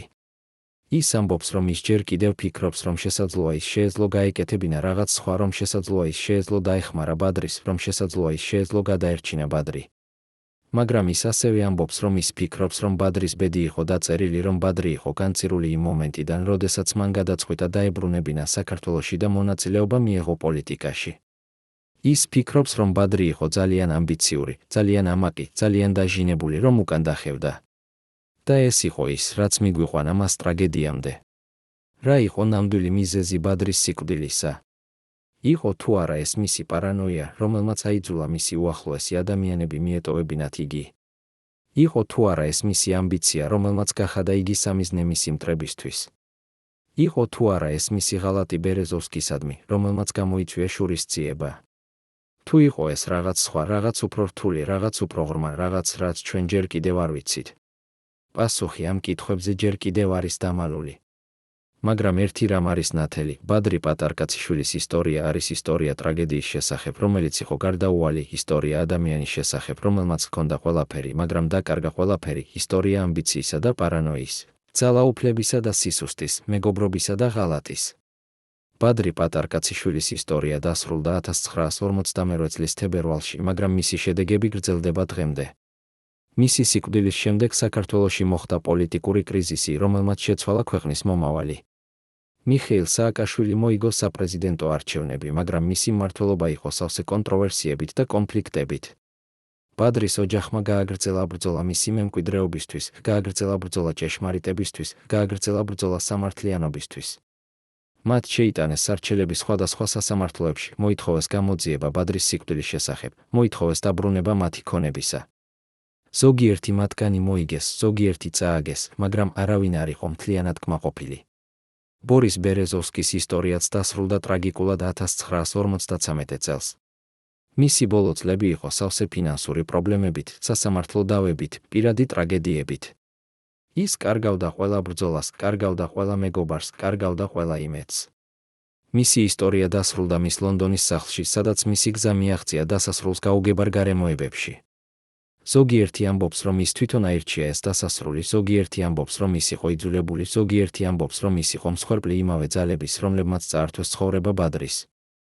ჭეშმარიტება ჯერ კიდევ არის დამალული. იმ 12 ადამიანიდან, რომლებიც იყვნენ ბადრის შიდა წრეში და რომლებმაც მიატოვეს იგი მის ბოლო დღეებში, ზოგიერთი გააგრძელა ცხოვრება ჩვეულებრივად, ზოგიერთი გაიქცა სხვა ქვეყნებში, ზოგიერთი დარჩა ჩუმად და არასოდეს არ ესაუბრა იმაზე, რაც მოხდა. მათგან ზოგიერთი ჯერ კიდევ ცხოვრობს და ინახავს საიდუმლოებებს, რომლებიც შეიძლება ერთ დღეს გამოვლინდეს. მათგან ზოგიერთი უკვე აღარ არის ამ ქვეყანაზე, წაიღეს თავიანთი საიდუმლოებების საფლავში. მაგრამ მათი ისტორიები, მათი ჩვენებები, მათი მოგონებები რჩება და ელოდება იმ დღეს, როდესაც ისინი გახდება ნაწილი დიდი ჭეშმარიტებისა. საქართველოს შეიცვალა ბადრის სიკვდილის შემდეგ. ქვეყანა გაიარა რამდენიმე პოლიტიკური კრიზისი, რამდენიმე ეკონომიკური რეფორმა, რამდენიმე სოციალური ტრანსფორმაცია. ბადრის სახელი დაიმახსოვრეს ზოგიერთმა როგორც ოლიგარქი, რომელიც ცდილობდა ყიდულობა ძალაუფლებისას, ზოგიერთმა როგორც პატრიოტი, რომელიც ცდილობდა დახმარება თავისი ქვეყნისას, ზოგიერთმა როგორც მსხვერპლი, რომელიც მოკლეს იმიტომ, რომ ის იცოდა ძალიან ბევრი. მისი ნამდვილი მემკვიდრეობა ჯერ კიდევ არის საკამათო, ჯერ კიდევ არის გაურკვეველი, ჯერ კიდევ არის დამოკიდებული იმაზე, რა ჭეშმარიტება გამოვლინდება მომავალში. მაგრამ ერთი რამ რჩება გაუგებარი, რატომ ბადრი, რომელიც იცოდა, რომ მისი ცხოვრება იყო საფრთხეში, არაფერი გააკეთა თავისი დასაცავად. რატომ ის, რომელიც ჰქონდა ყველა რესურსი, ყველა კავშირი, ყველა შესაძლებლობა, არ გაიქცა, არ დამალა, არ იბრძოლა? შესაძლოა პასუხი მდგომარეობს იმაში, რომ ბადრი იყო დაღლილი. დაღლილი ბრძოლისგან, დაღლილი შიშისგან, დაღლილი პარანოიისგან. შესაძლოა ის გადაწყვიტა, რომ უკეთესი იყო მიეღო თავისი ბედი, ვიდრე გაეგრძელებინა ცხოვრება მუდმივ შიშში. შესაძლოა ის გადაწყვიტა, რომ მისი სიკვდილი იქნებოდა ბოლო მსხვერპლი, რომელიც დაიცავდა მის ოჯახს, დაიცავდა მის მემკვიდრეობას, დაიცავდა მის საიდუმლოებებს. ან შესაძლოა ჭეშმარიტება არის ბევრად უფრო რთული. შესაძლოა ბადრი არ იცოდა, ვინ იყო მისი ნამდვილი მტერი. შესაძლოა ის ენდობოდა არასწორ ადამიანებს. შესაძლოა ის ფიქრობდა, რომ ის იყო უსაფრთხო, როდესაც რეალურად ის იყო ყველაზე დიდ საფრთხეში. შესაძლოა მისი სიკვდილი იყო არა მისი არჩევანი, არამედ მისი მტრების არჩევანი, რომლებმაც იპოვეს გზა, როგორ მიახლოვებინათ მას, როგორ მოეტყუებინათ იგი, როგორ მოეკლათ იგი ისე, რომ ეს გამოიყურებოდა როგორც ბუნებრივი სიკვდილი. ბადრი პატარკაციშვილის ისტორია არის ისტორია, რომელიც ჯერ კიდევ არ არის დასრულებული. ეს არის ისტორია, რომელიც ელოდება თავის ბოლო თავს, ელოდება თავის ჭეშმარიტებას, ელოდება თავის სამართლიანობას. ეს არის ისტორია, რომელიც ასწავლის ჩვენ, რომ ფული და ძალაუფლება არ არის საკმარისი გადარჩენისთვის, რომ ამბიცია და ამაყობა შეიძლება იყოს საშიში, რომ ერთგულება და ნდობა შეიძლება იყოს ილუზია. ეს არის ისტორია, რომელიც ასწავლის ჩვენ, რომ ყველა ჩვენგანი ვართ დაუცველები, ყველა ჩვენგანი შეგვიძლია ვიყოთ მსხვერპლი, ყველა ჩვენგანი შეგვიძლია დავუკარგოთ ყველაფერი ერთ მომენტში. პატივცემულო მაყურებლებო, თუ თქვენ ნახეთ ეს ტრაგიკული ისტორია ბოლომდე, დაწერეთ კომენტარებში, რომელი ქალაქიდან ხართ. ჩვენთვის მნიშვნელოვანია ვიცოდეთ, სად ბადრი პატარკაციშვილი ჯერ კიდევ არის ხსენებული.